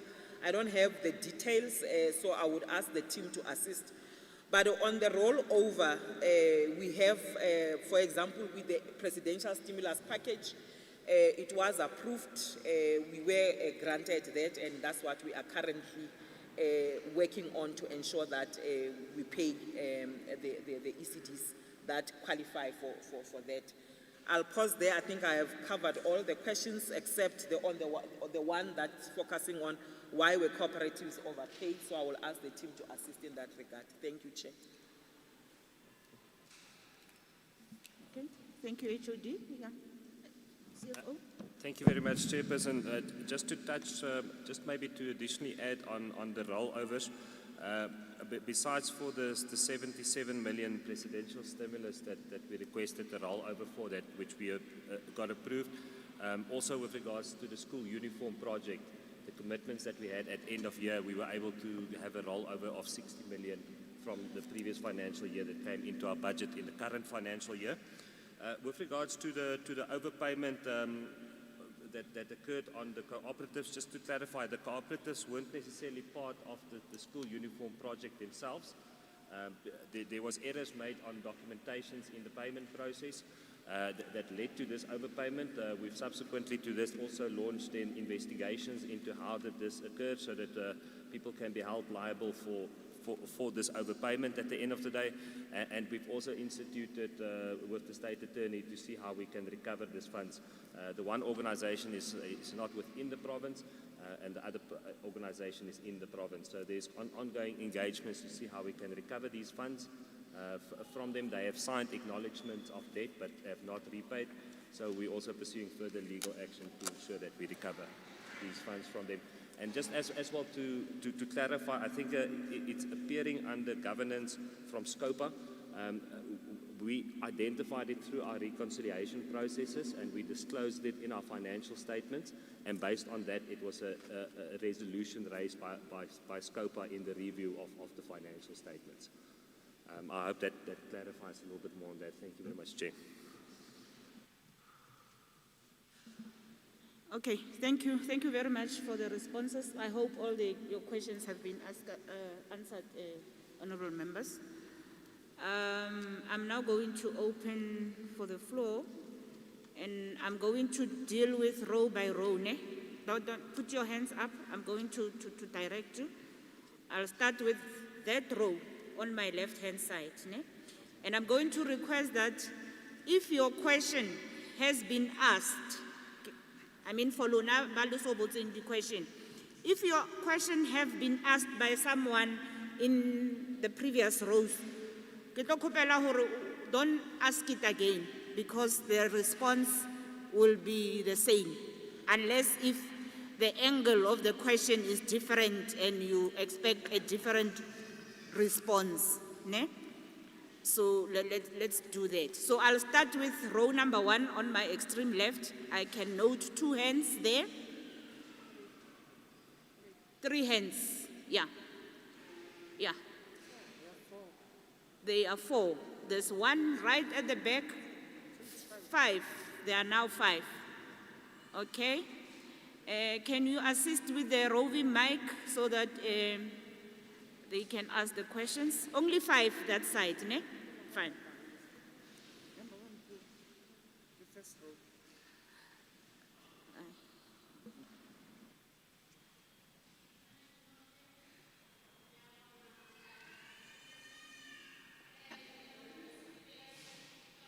Sorry, ma. About to say the mic is not on. We can't hear you.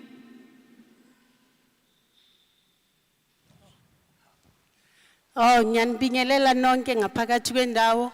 Ngiyabonga chairperson ukungipha ithuba lokubuza. Igama lami nguDuduzile Mthembu, ngiphuma eSidibeni. Nge-ECD. Umbuzo wami oqala ukuthi thina asiregisterwanga. Siwela ngaphansi kwe-NPO. Umbuzo wami oqala uthi i-DSD inabantu abaregisterile. Labantu beberegisterile babaphe ama PPE thina esingaregisterwanga asinawo and i-lockdown nathi is affectile kakhulu asina nix suka last year sisebenze kanzima singana nix engenayo ezindlini zethu. So nathi besicela ukuthi i-DSD isiphe lese sipha laba abaregisteriwe nathi isiphe. Umbuzo wami omunye ukuthi thina esinama NPO nje asinama health certificate. Inkinga ukuthi asitholi ama funding ngoba asinama health certificate and inkinga yethu ukuthi futhi njengoba singathola ama health certificate kufuneka izinto eziningi njenge building plan, ama ceiling, ama playground, kufuneka nezinki deep. So izinto lezo zonke zifuna imali ene thina asinayo imali. Besicela ukuthi i-DSD isiphe imali ize izobona izinto esizenzayo ngaleyo mali yabo abazabe basiphe yona ukuthi sikwazi ukwenza izinto emasenteni wethu nathi siphucuke sikwazi ukusebenzela imindeni yethu ngoba nasemalokishini esihlala kuwo kunzima. Siya ngawo akukho lula abantu abasebenzi. So ngama ECD sizama ukwenza imisebenzi. Umbuzo wami omunye njengoba sizowela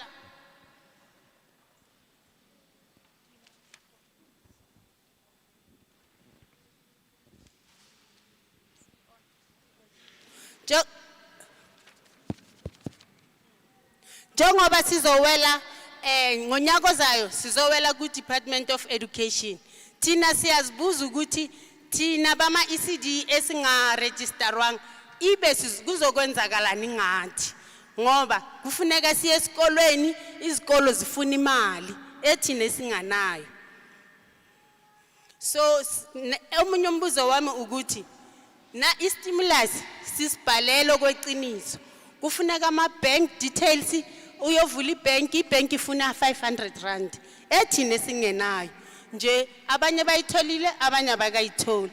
So sicela ukuthi ingene kuwo wonke iECD ekhona sikwazi ukuthola le mali sikwazi ukuphucukisa ama creche wethu abesezingeni le health education health department eyifuna ibe khona. Kuyivangasali okweqiniso siregisterile sangena ezinye izinto zifuna ama matric thina abanye asinawo ama matric sagcina kubo standard 9 ngalesa sikhathi kwakunzima nakubazali bethu ukuthi basise esikolweni ngaloko ngiyabonga.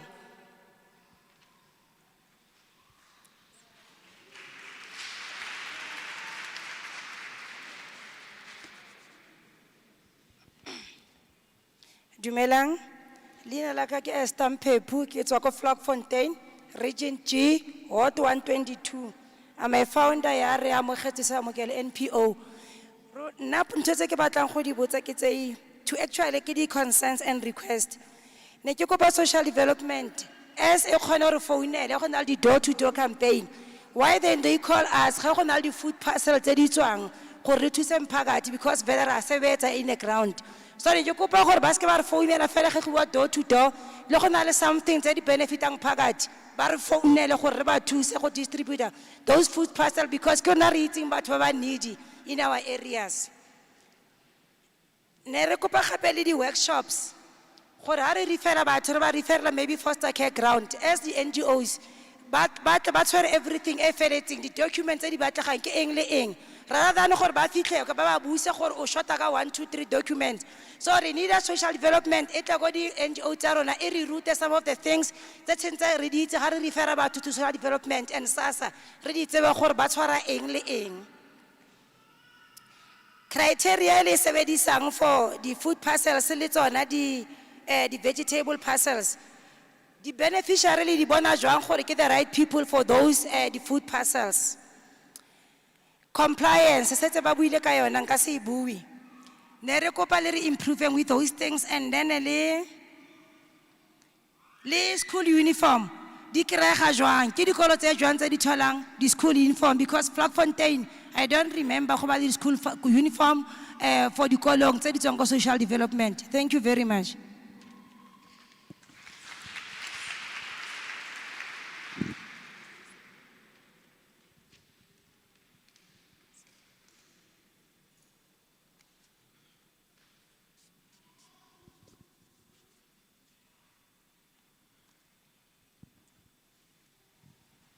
Ke tla ke re kgotsong ho lona baetapele ba rona ke tla ke re kgotsong ho Phuthego kaofela ke tlo le dumisa ka mabitso a mararo ke kopa ho fitisa dipotso tsa ka ke di fitisetsa ma ECD re le kaofela haholo ke buella batho ba Emfulweni hobane ke mo rena le mathata haholo ho feta di masepala tsena tse ding bothata ba rona mme bo rena le bona ba pele ha masepala rena le bothata ba o kenya re etsa di-plane mara di-plane tsa rona di nka di 2 years 3 years re sa di thole re etsa di-consent use tse batlahalang ha re for compliance but still ntse re dula 2 years to 3 years re emetse di-plane tsa rona dintho tsa rona di diile ka hara masepala ha re tsebe hobaneng ha re fihla di health inspectors tsa rona ba re jwetsa hore ha ona ntho ba tla e etsa as long masepala o sa re fa dintho tseo so ke mo re kopang thuso haholo bane re kentse di-plane re le bangata ha masepala since from 2018 2019 but still now ha re so thole di-plane tsa rona and ha re kgone ho thola di-health certificate di-health inspector ba itshwareletsa ka di-plane hore re tlamehile re emele di-plane di kgutle potso ya ka bobedi ke ne ke kopa hore le re thuse haholo as rona di-ECD tse sa keneng ka hara social di-health inspector ha di revisitele re na le 2017 ho na le mme wa Kirichi a butseng Kirichi ha tsebe health inspector ya hae ke mang ha re ya ho kopa go lo batla di-health di-inspector tse ba thusang ba tla ba dutsa ka process ya ha masepala pele and process ya ha masepala tlamehile o etse plane tlamehile o etse dintho tse ngata tseo mara ka nako ke dutse le bana ba batho ke ba beile jareteng ya ka mara molao ha o tsebe hore ke dutse le bana ka baka la hobane re kwallwa ke di-health inspectors hore ha ba no check di-center tsa rona as long re sa qeta ka paperwork ha masepala so ke mo re kopang thuso le hona jwale re buitse ke COVID ha ona di-health inspectors tse tlileng ka hara di-center tsa rona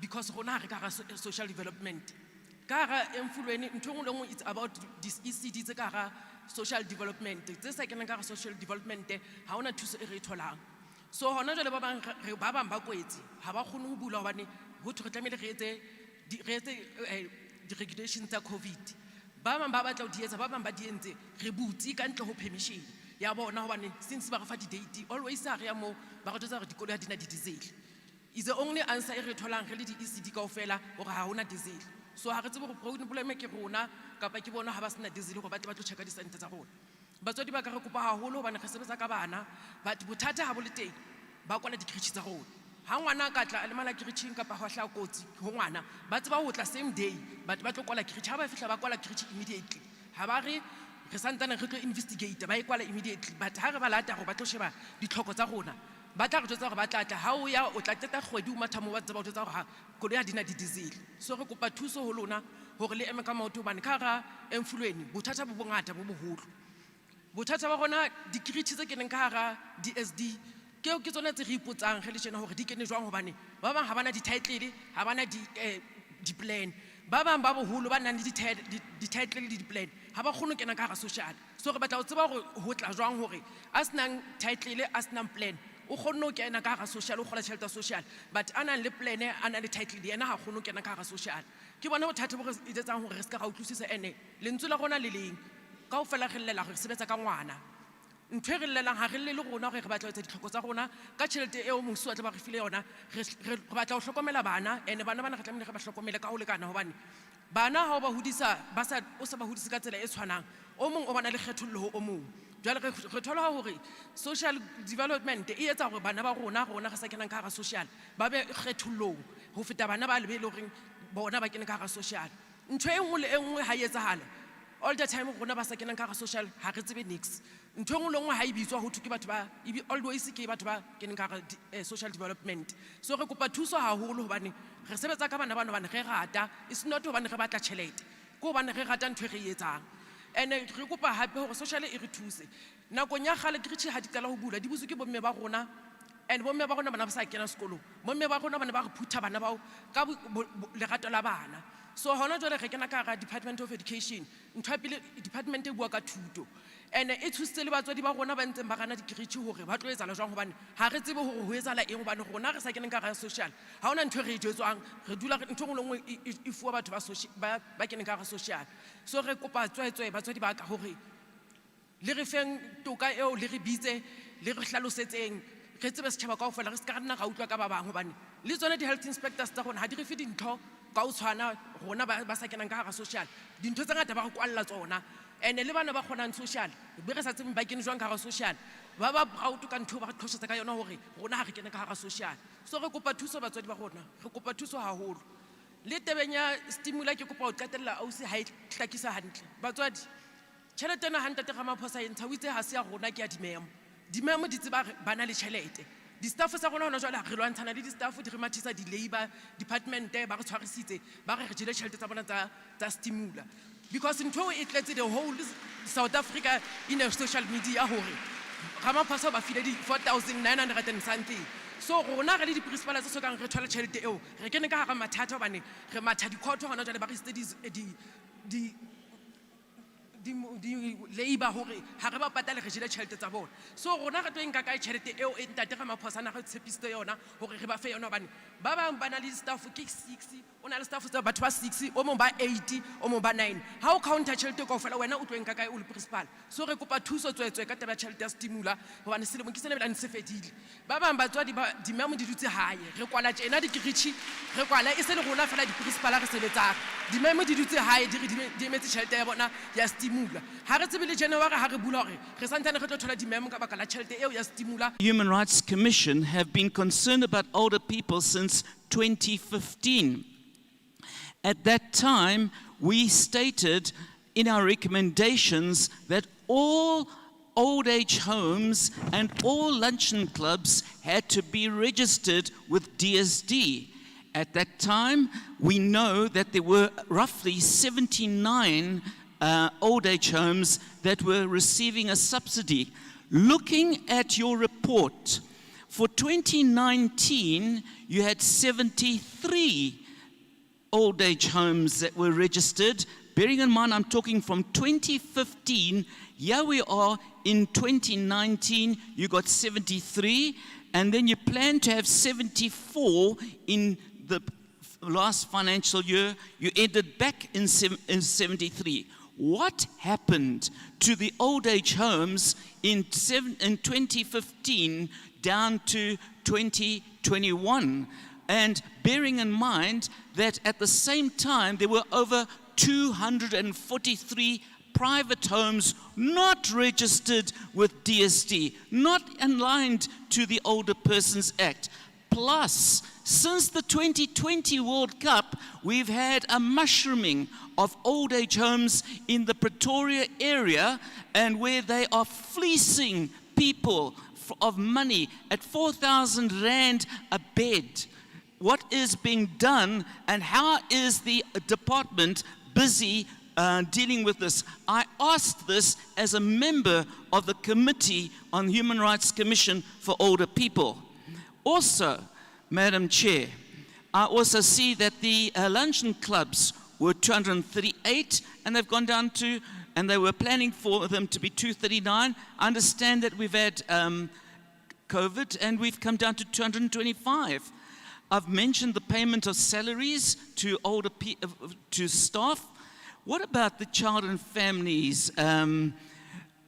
I believe that there's more than just ECD in child and families. Yet, when you look at this, in the 2019, there was 182 underspend, and now we're looking at a 304 underspend, and we're talking about millions. What happened in the 2019 underspend, and how come, even though you increased the budget, we have an increased underspend? I am very concerned. The paraplegics, people who are disabled, who need caregivers. Do you know that they could not pay for their caregivers? Do you know that they had nobody to lift them up, take them to the toilet, dress them, help feed them? And yeah, we are able to walk around and do things, yet those people had nobody, and we sat with delayed payments, and it was stated to us that there was a glitch in the computer system. Yet, in this document that we've seen today, we see that new computers and et cetera, have been put into the DSD. How many more glitches are we going to have before we finally get something operating so that our disabled people, paraplegics who are paralyzed, can get somewhere and do something? I then look at the list of we say that we've been helping, and I appreciate the fact that DSD has been helping, but once again, on my cell phone, people have said, where is the list of the DSD officers and sector persons available to go and help after hours, over weekends? Everything is left to the NGOs. And I have one organization that sent me a WhatsApp today saying, please, what happens to us? We've tried to get through to the province as far as an older person's registration. They've got a place that can take 141 people, but at present there are 32 people there, but they can't register because the provincial office is not open. And then when it comes to the fruitless expenditure, what action was taken with regards to the people that caused the overpayment? We need to know these things because that money could have been utilized. Finally, when I look at this as a member of the Human Rights Commission, I'm reminded of the fact that one of our recommendations in 2015 was that Gauteng should lift up its subsidy to be equal with the rest of the provinces. It is not equal, and we then said that it should then increase the subsidy by 10% each year. Why have you not listened to our recommendations? Why do you not put the 10% in?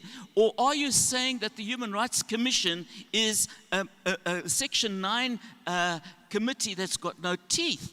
Or must we, via the National Department, because that's just been brought to our attention, the National Department of Social Development has asked us to intervene from national to all provinces and bring you into line, especially about older persons, especially about the Older Persons Act.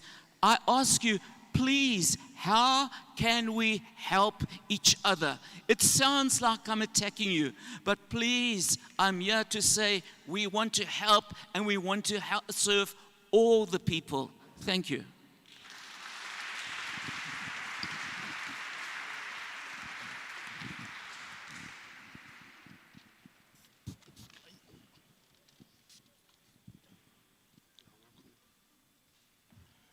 Sanibonani bantu abadala.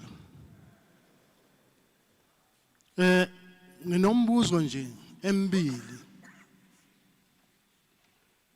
Ukuthi abantwana bethu bafundile, sibafundisile abantwana bethu. Kodwa iproblem yethu imisebenzi ayikho. Ugovernment wavuma ukuthi uzokwenza ithuba lomsebenzi. Namhlanje umsebenzi awukho. Abantwana bethu abasebenzi bahleli emakhaya. Sebeze bayaganga ngenxa yokuthi abawutholi umsebenzi. Ngibuza ke ugovernment mina ukuthi umsebenzi kanti kuyokuze ube khona nini ngoba thina manje thina abantu abadala yithi esibondlayo. Number 2, abazukulu bondliwa yithi ngale mali esiyitholayo yegrant. Nale mali futhi ayikho. I-1.7 akusiyona imali leyo. Siyalimala ngalokho. Umbuzo wami yiloyo. Number 2, umbuzo wami uthi njengoba ugovernment ebanikeza abantu abangasebenzi izimali lama 350, abantu abadala bona ubenze njani ngoba imali yakhona ayikhuphuki, ayenzini, imile ku 1.7, imile ayinyakazi ukuthi iproblem thina senze njani. Umbuzo wami loyo. Ngiyabonga.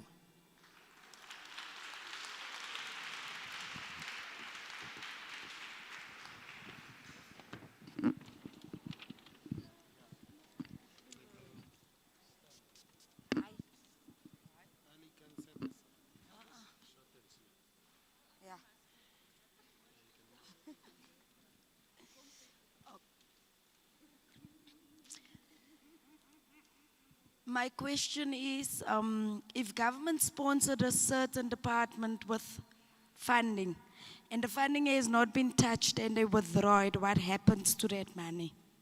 That's all I'm asking.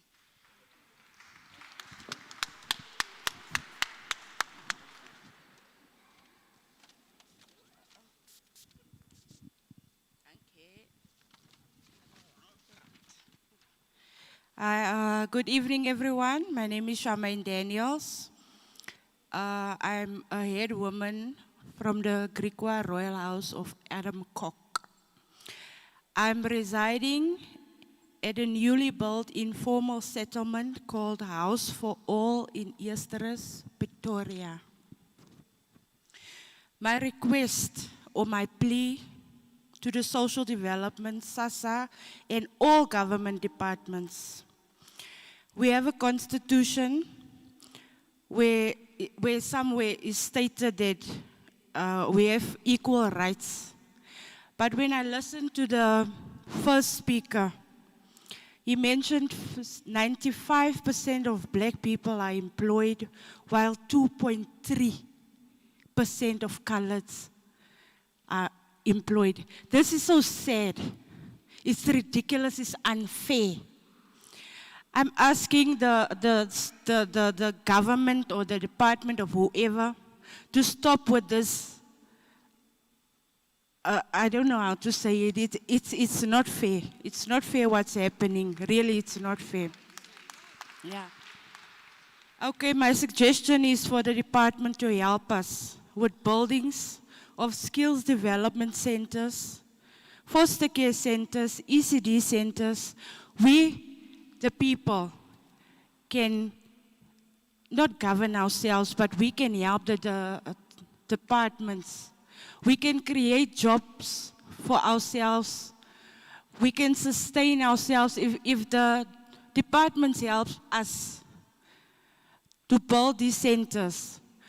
We can get people from the community to help with the foster care, to help with ECDs. It's job creation. Then we don't have to stand and ask only for money from the department. We can create our own jobs. You can just help us build it for us and help the youth to teach them how to do it. Okay, my second question is, can the department work out a better way to pay out NPOs?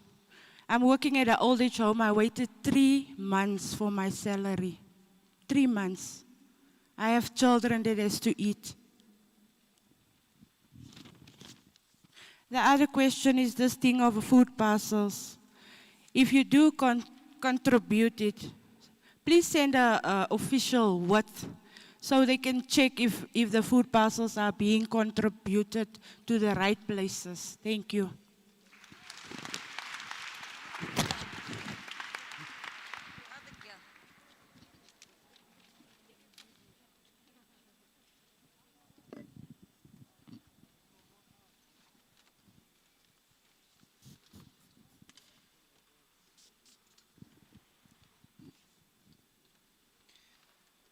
Ngizoqala ngokubingelela.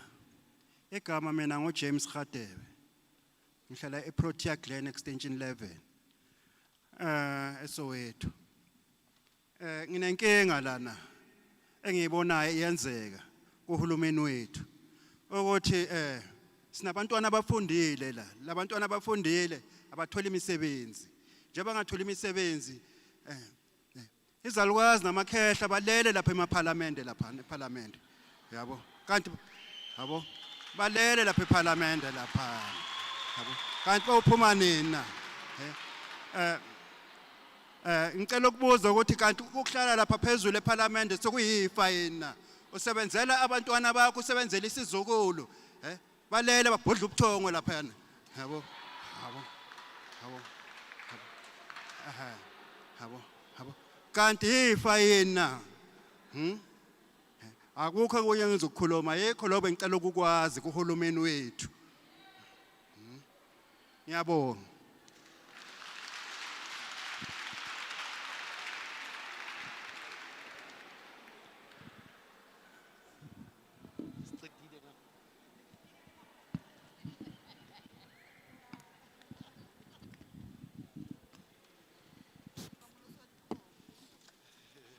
Sure. Have we exhausted? I have not taken hands here. Let's take hands, Mamane, so that after we know that who's going to speak next. From this row, just raise your hands, all of you that wants to speak. I can't see. Okay, Rovi, Mike, just assist us. Yeah, you can start there at the back. Yes. There's 1, 2, 3, 4, 5, 6. Thank you. Dumelang batswadi, ke Joanna Mahlaela Hamanskrala ko Kekana Gardens. Ke mo foramo baagi forum. Community ya rena ya lla. Question ya mathomo ke di 350.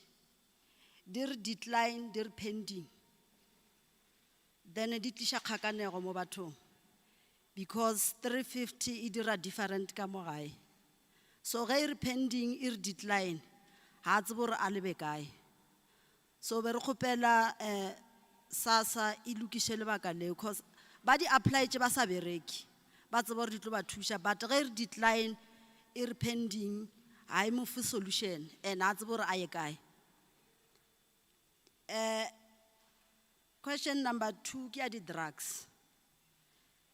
Le thoma bana ba sa le ko di crècheng. Ba ye dikolong bo rutega, e ba fetša rutega bana mmereko. A ba kere mmereko.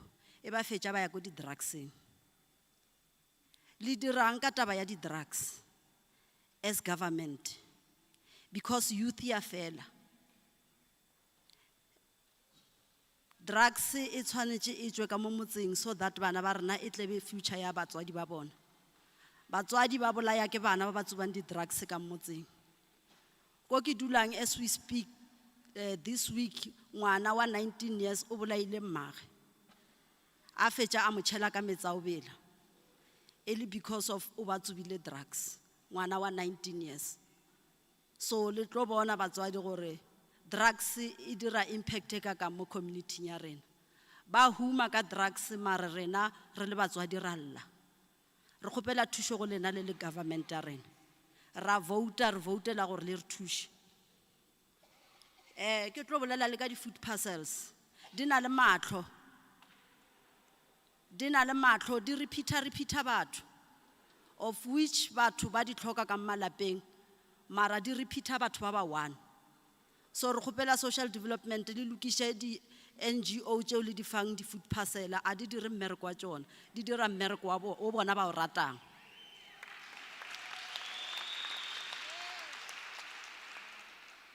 Ke tle mo di crècheng bomme ba di crèche ra ba leboga ba re tshwaretse bana mara le bona ba na le bošaedi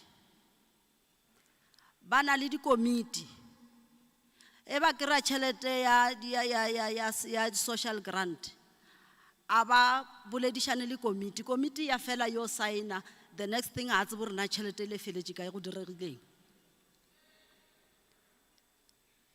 So ke engwe ya di problem tše e leng gore le lebelele ba social development gore di crèche a di berekišane le di committee a se ba o signa cheque ba tšwa ba tsamaya. And then le ba bereki ba ko di crècheng ba complaina ba tla ko social development a ba kry thušo ya dillo tša bona go tloga ko di crècheng. So gore ba abuse-wa ko di crècheng ge ba etla ko lena a ba kry assistant ya gore ba solve problem e leng ko di crècheng ba feleletša ba ntšhiwa ka moara di crèche a nna hae mara berekile ko crècheng. Now the opportunity is there ya gore ba registeriwe ba bang ba berekile ba ntše gae ba kubile without reasons because of ba complain ha tshwanela complain a complain it's a problem.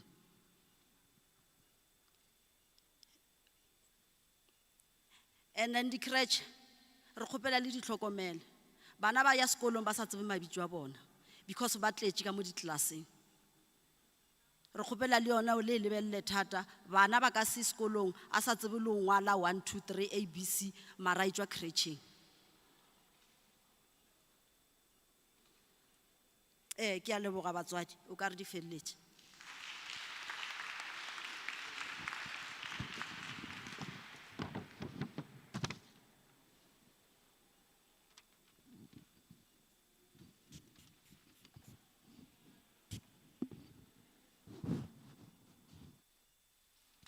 Dumelang batswadi. Ya emeng mo ke mme Moloto, Maria Moloto ko Palm Reach Extension 7. Ke hona mo Ekuruleng. Sello sa ka sa pele ke llela ho government. Ho na le ma South Africa ba tshwereng di ID tša South Africa. So ke kgopela ho botša government ba e seng bona ma South Africa ba tshwere di ID tše jwang tše di yang gore kgone ho identifya ha bolaile motho ha sentše gobane motho o sala a tšhumiwa mo o a bolaiwa re sala re nyaka yo a mmolaileng ha re kgone ho tseba re ke mang because ha ana di fingerprint South Africa. So re ba le bothata o swele motho bjale re a mo boloka re a nyaka ha re tsebe ba re ke John Mkansi ba re ke Makhubele. Okay, Makhubele yo o teng na mo South Africa mo melao ya Pretoria gore motho o registilwe na ha sa registrwa while sa di plane gore motho a sa registrwang a be le ID e tlhaloshe gore o tswa Uganda mara o mo South Africa gore a kgone ho tholahala o tla mathata.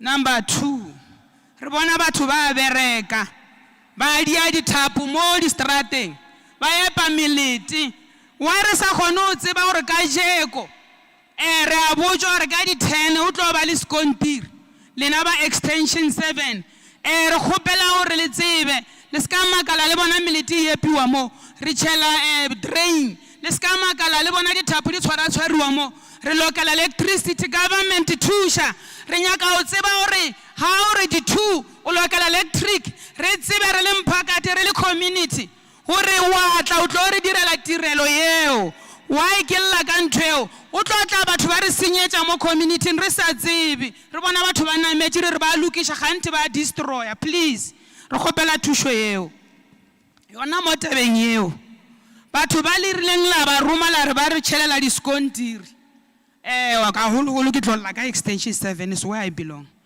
ha le tlhalositse gore mo tlo lokela skontiri sa se be gona ha sa se dia America Saudi le dianka motho because only tšhelete ya setšhaba we are still suffering we want the road we don't have we want a house we don't have le dianka batho ba le gona o boya ho bona na lo nyakishisha gore tšhelete re ntšhitše why miracle seo re kgopela le ntšha di investigators di tsamaye di checka gore na e dirilwe ntho ba ha ya diriwa na gore gone ba proud of you re tse gore government ya rona is here to work for us not for the batho ba le ronke ba utse they just steal and go a re sa nyaka I fell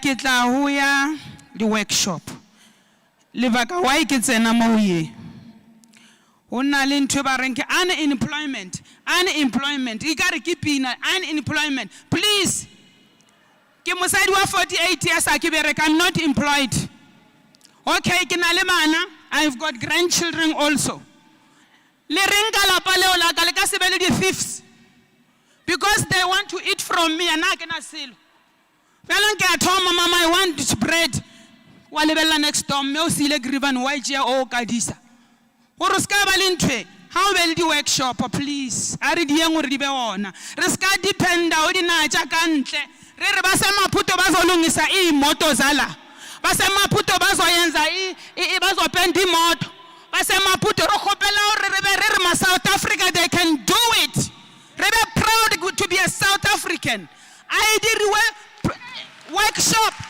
ya go ruta ngwana wa South Africa o di ya koloi workshop ya o penta workshop bona they must be wise enough not only with a paper they are proud with South Africans we are proud with a paper let's stop it re tshwantse re tsebe mishomo we know where are we going we're supposed to survive re nyaka o ipona re proud to be a South Africans not to be a Mozambican not to be a Zimbabwean I want to be a South African thank you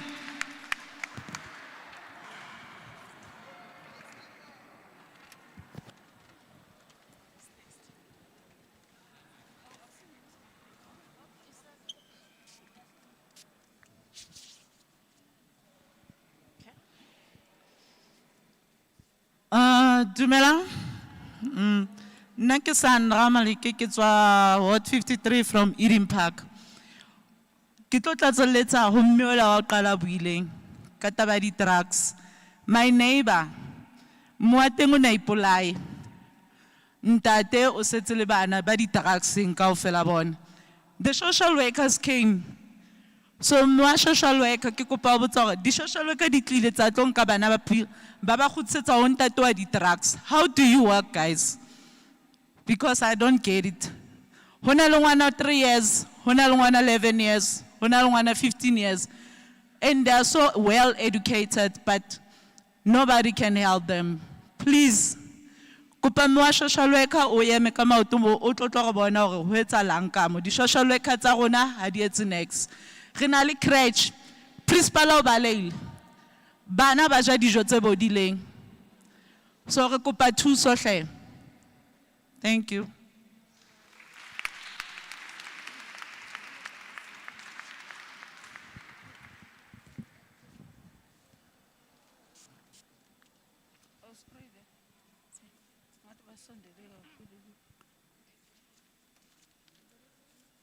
Sanbonan okhuluma ngithembeka from Ward 108 eKatlehong mina nginenkinga nje encane ngicela ukuthi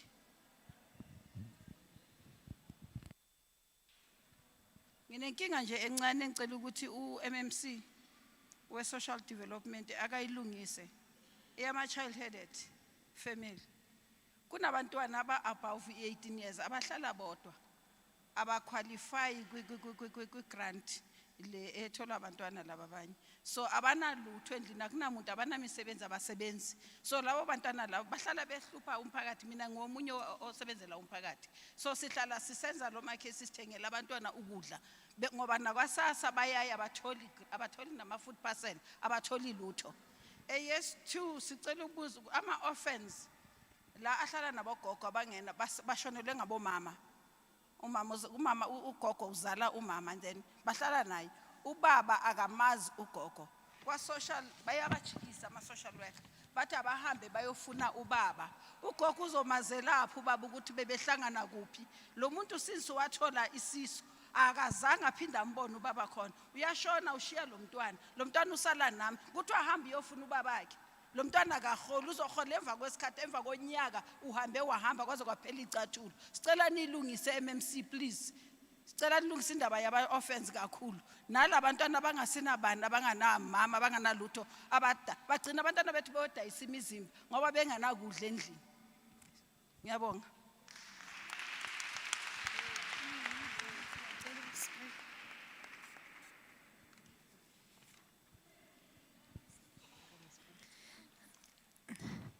Sinenkinga siyakhala kakhulu ku government. Kusirila amaphosa indlela asiphatha ngayo thina ayisikahle cause sinama birth certificate mara sithi masiya ka home affairs basitshela ukuthi asihambe siyofuna umuntu ovela lapha ya computer and loyo muntu loyo thina asimazi bathi asimthathe kuphi cause thina besibancane besingazilutho uma ngabe umama wangishiya nogogo ngimncane izinto ngenzelwa ngogogo bathi lo muntu owenzile ngimthathe kuphi ngoba mina ngazi ukuthi ngigogo ufuna senze njani sihambe siyodayisa na noma sibheba ama drugs na ngendaba yaramaphosa ne home affairs asikhona ukuthola ama 350 asikhona ukuthola amalokhunjana ama-full parcel yonke into igrant yabantwana sikhona ukuyithola nangumntwana mncane ngimphethe mara angikhona ukumholela funa ngenze njani umntwana uka-grade R kufuna yo-grader uve esikolweni bathi kena umntwana ngeke akhona ukufunda ngoba akana-certificate bathi ngiyi-South African funa ngiye-Mozambique ngiye-Swaziland ngibaleke e-South Africa bathi ngiyi-South African. Siyacela kuramaphosa ukuthi ayishintshe lento asiphatha ngayo asiphathe njengabantu base South Africa siyafuna ukuvota sivotele bo ANC yonke into evotelwayo thina siyafuna ukuyivotela but asikhoni senza njani thina lapho akasize ramaphosa uma ngabe umuntu ane document ane certificate asikho isidingo sokuthi bamjikise ne certificate sakhe bathi akenze njani sasifela icala labazali thina mara ama documents sinawo igrant besiyihola kufuna senze njani ke Ramaphosa akasize njengabantwana ezela abanye abantwana futhi abantu abethu manje bayahlupheka nathi siyahlupheka asinabazali kwabona labo bazali labo asibazi yini ke kumele soyenza Ramaphosa sibhema ama drugs uya complain siyathengisa uya complain but akakhona ukusisiza njengama South African.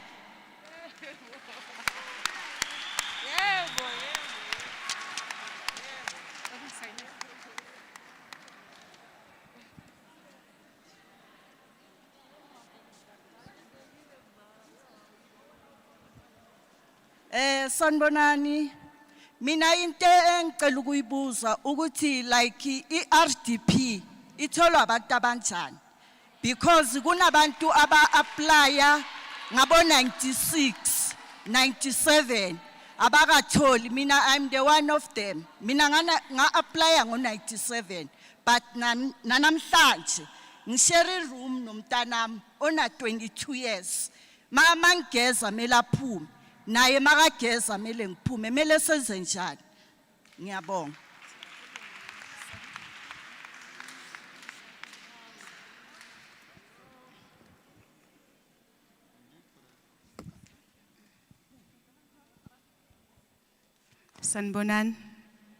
Sanibonani nase nabahle nonke lapho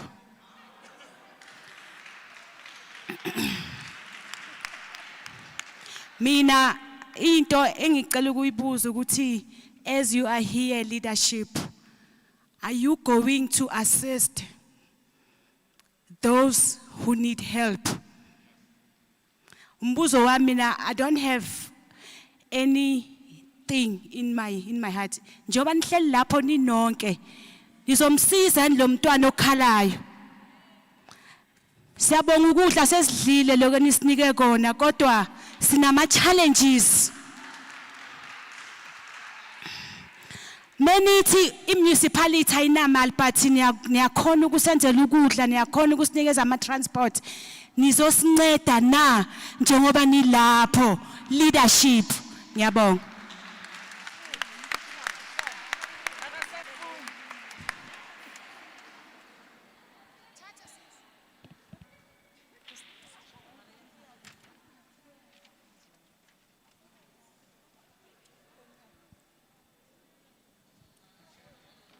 Yeah. Referitse mo ake. We're moving to this side. And ke kopela, let's not lose focus and the essence of this meeting, ne? Our annual report, so that we can remain relevant to the presentation that was made, because I'm just getting it. Some of the questions the Department of Social Development might not be able to respond to. So try to limit your questions to social development. Let them be relevant to the department so that they are able to give you a response. Because it won't be nice when you leave here and you do not have a response because obutite question right, but to the wrong people. They might not be able to answer that. Ne? So let's go on that note.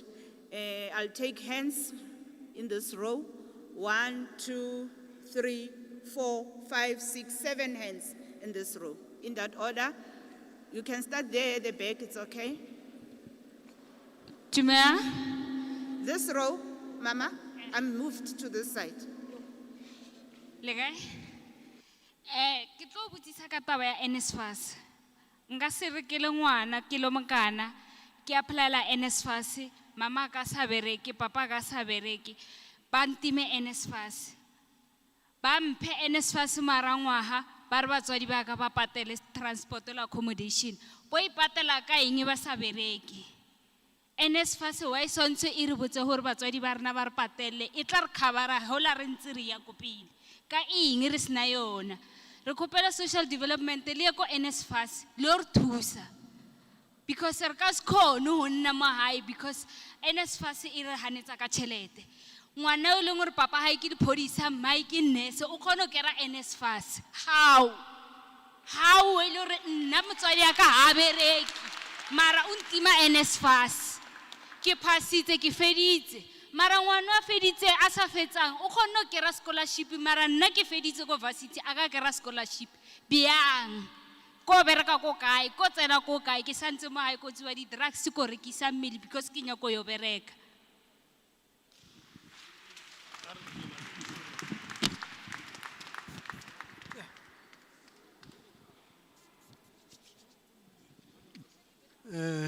Yeah. Ke le dumedisa bo botle ba ba leng ka mo. Nna ke leng William Nkwana from Hammanskraal.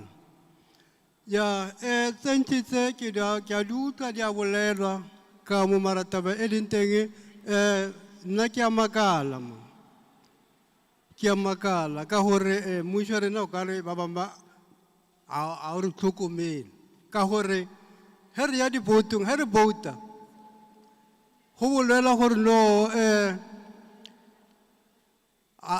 re ya dibotong a ba re a bouta bo botlhe mara he re ya mo tabeng tsa mmereko tsa mešomo ko mmerekong go bereka kwa le o tsere mmereko wa disapo nako nngwe dipampiri di le ka mola ba o botsa gore no ka mo re tseya ba matric ke taba mathomo eo and then taba ya bobedi matšatši a bana bile ke ba bantši ba ba feditse matric ba ba le mo hae a ba bereke a ba re selo and then go ya ko difemeng a ba o hiri mara mmuso o ntse o re tswelang pele bana ba tsene dikolo ke ba ba kae ba ba tsene dikolo ba ntse mo ba sa kry mmereko gona bjanong gona ke a bobedi eo ya boraro and then e botsisa le mmuso o bolele gore no bjanong re be ka bjang ka gore gona bjanong go na le batho ba bagolo ba ba leng kodimo ba ba bereka gana bjanong a ba nyake go nna gae go pha ba bang chance ka gore gona bjanong bona ba haneletse kodimo ba re ne shenki go le mo 30 years o fitlha mo 40 years di re 59 years mmuso wa rena o ka re a o tlhokomele rena ba bangwe lena le shenki le fitlhe mo tšhelete ya modende ya mmuso ye a ba kry selo a se ba fitlhe 60 years a ba kry selo mara se salang ga re ya divotong re ya bobotse bjanong ke re mmuso nko bolele gore kgante go berekega bjang ka gore batho ba ba leng kodimo kana ke nnete a ba phologe ba phe ba bantšhantse ko momerekong a ba ba hiri le gona ka gore ba bolela gore no wena o hodile re nyaka ba bannyane mara bona a ba nyaka go phologa a ba phologe ba phe ba bantšhantse ke ba bantši ba ba sa berekeng ba ba na le matric ke a leboga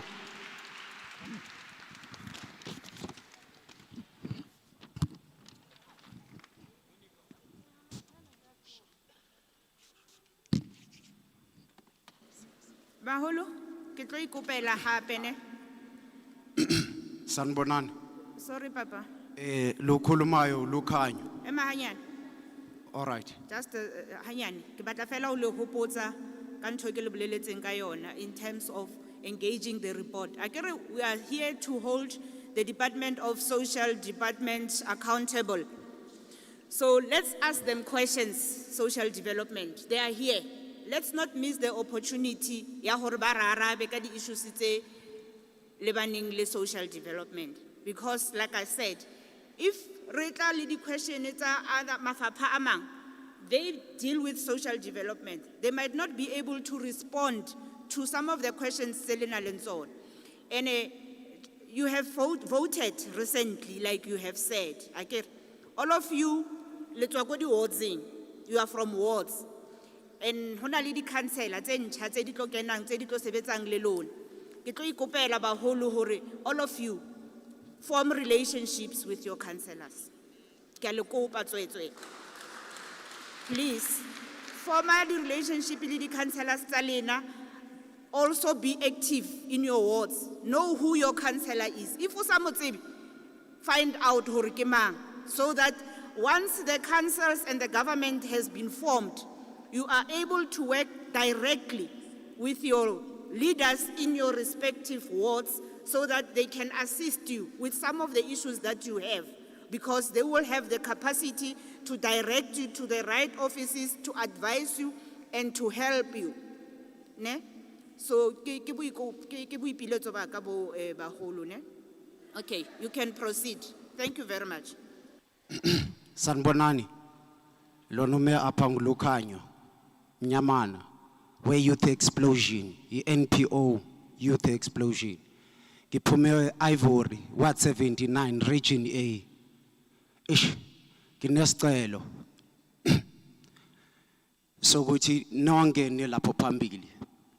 Nize kithi sinisize ngomsebenzi. Niyahluleka. Sisebenza ngomphakathi singama Npo.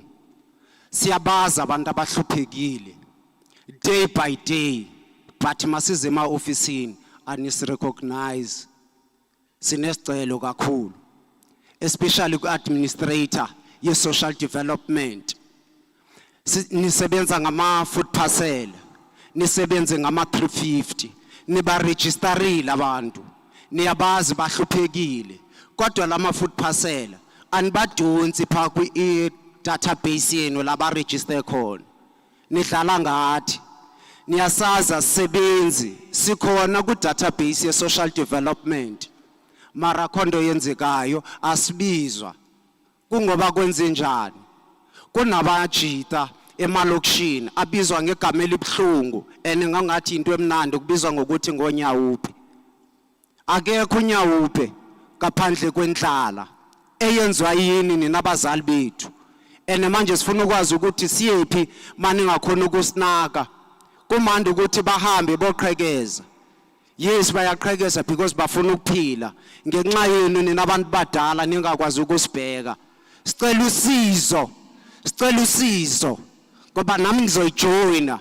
Saziwa ngestrike senziwani because of indlala. Social development. Ngiyacela sondela eIvory Park eWard 79. Sisebenza namakhansela, sisebenza neleadership. Aish.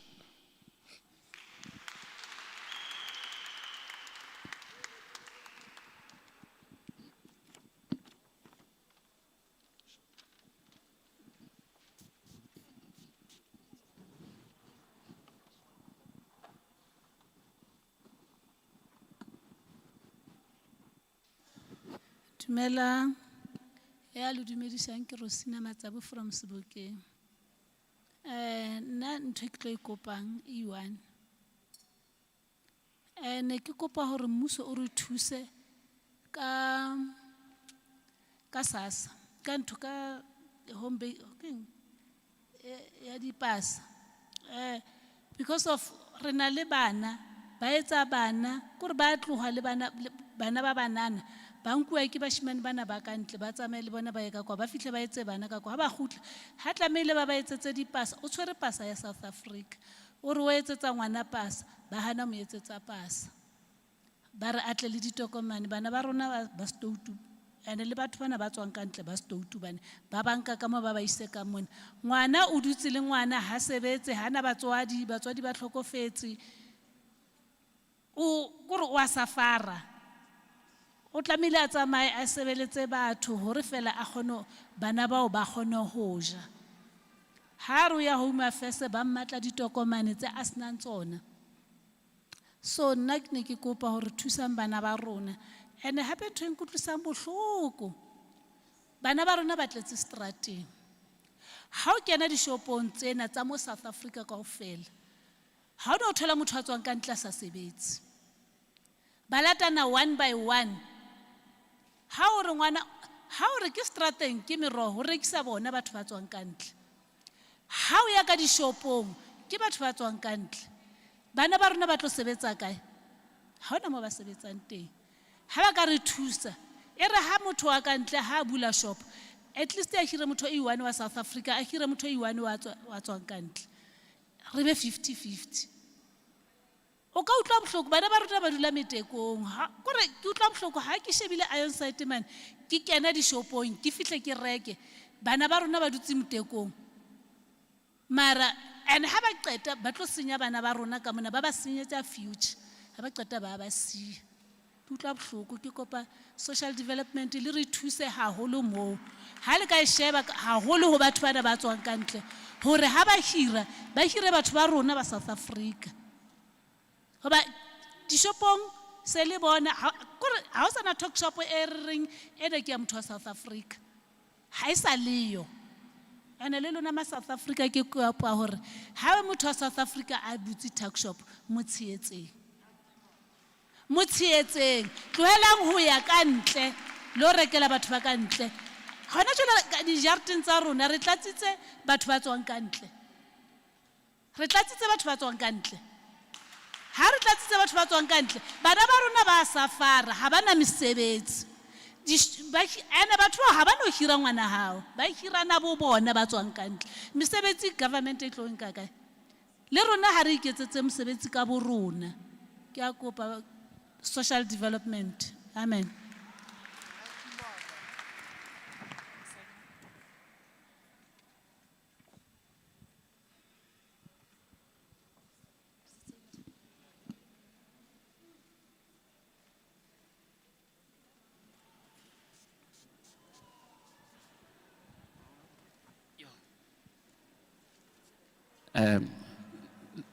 Sanibonani mphakathi ngokuzithoba ngithanda ukubulisa uMEC HOD no chairperson ne committee yonke iphelele okhulumayo uPatrick Mabilane from Khalexdal Ward 82 from Ubuntu Community Empowerment Center The reason ngila, ukuthi I've exhausted everything, ukuthi social development is size.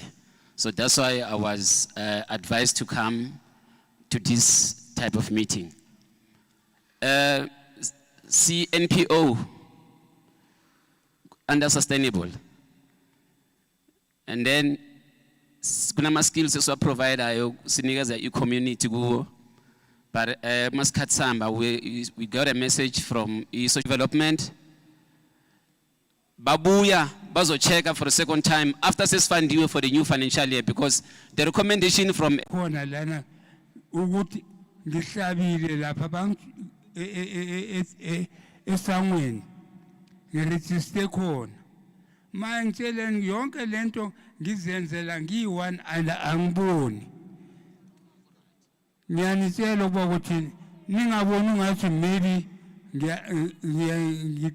ngihlukene or noma kanjani nginitshela uqiniso into engivelele mina engenzakalayo ngicela ukuba thini ngitholele net umuntu ongangiwashela angiphekela angiklinele indlu then yazihambele ngabonga kakhulu ngiyabonga.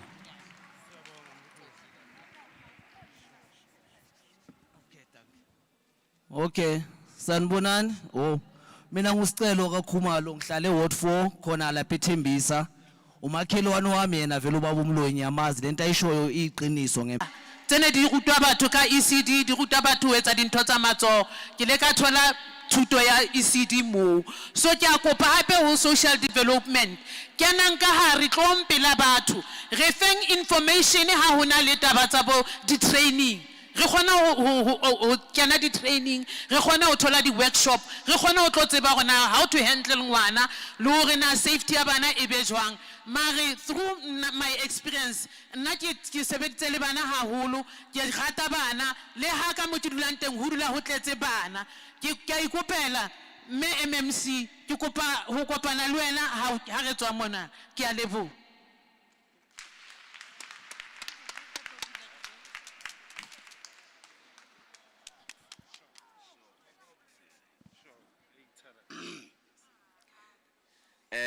Dumelang batswadi ditulong ke dumedise le batswadi ba tlileng ka lebitso ke Paseka ba ntse ba ka lona but then lebitso la ka reality I'm Philip Churcher which is ke tswa Sebokeng wo 30 crisis re kopanang le yona re le batjha ke crisis e lo re ke a di drugs haholo batswadi through man me lo re keng unemployment e create man se re qeteletse re ba unity re etsa ntho lo re keng e out of order.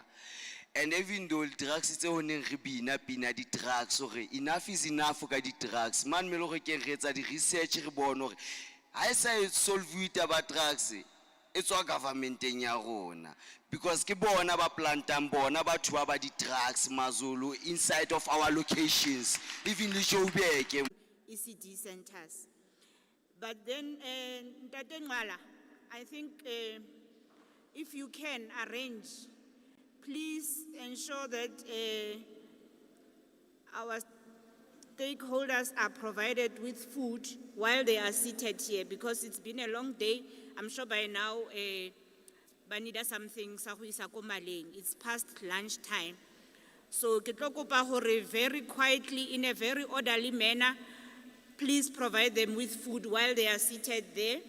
And then I will allow the department to respond to the questions which were posed, and thereafter we will take the last presentation on the migration of ECD centers from social development to Department of Education.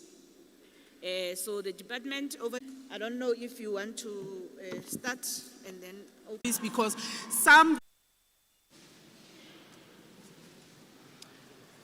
to the chairperson of the portfolio committee, the MEC for social development, members of the legislature, colleagues that are accompanying us, thank you very much, and I think it's good afternoon. Chair, with your permission, I'll give most of the answers in vernacular. Where necessary, I'll go to English. The first question I want to go to in terms of the responses. Ega Sistutu, usistutu ubuze umbuzo, mayelana nama ECD, I think usistibelo seka uphendulile. And then the second question I want to address is ega Mamu Estampepu.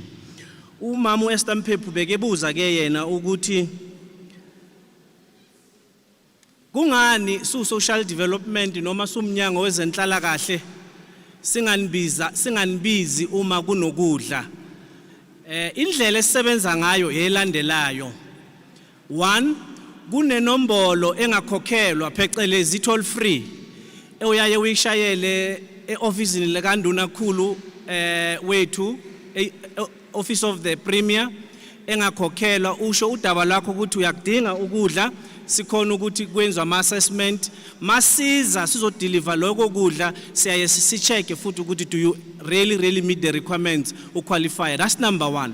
Number 2, ama councillor wethu are not involved noma abangeni endabeni yokuhambiswa noma ukuhambiswa ukudla ezindlini.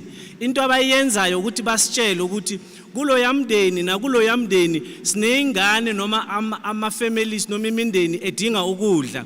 Iphelela lapho irresponsibility yama councillors. Irresponsibility yethu thina ke sithathe lawo ma list bese siyenza iassessment ukuthi ngabe lo mndeni uyaqualify na noma unalo ikhono lokuthi awutholi ukudla ngenxa yendaba yokuthi number 1 icriteria noma into sizibhekayo ukuthi batho ba dulang ntlo eno kaofela ha hona motho ya sebetsang. Ke ntho ya pele e re shebang batswadi. Ntho ya bobedi e re shebang kore salary kapa income ya lona kapa moputso le o tholang ha o kopane o ka tlase ho 3600. Ntho ya boraro re shebang ko hore ha o fumane di grant tse ding tse ka fitang ha ba di kopanywa that 3600. So hona le o etsahala he hore rutle hothi hona le batho ba ntshang di parcela mo di communitiesing. And ha re latella tabeno modula stulo re fumana hore some of the NGOs will go to the community and distribute without us knowing, and whenever people hear food parcel always they thinking that it's the government. In our case, we will not deliver a food parcel without doing that particular assessment. That's the part on the criteria. Ngize kumbuzo wakho ke Member Mphephu, school uniform. Habanjani abathola i-school uniform? Uma ufuna ukuba i-co-op, ufuna ukuthi mhlambe ufake i-school uniform, singakunceda kanjani?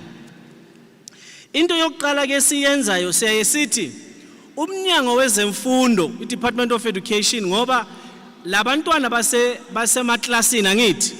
So umnyango wezemfundo uzokwazi ukuthi usolindweni noma ubani mhlambe akanako lokho okudingekayo.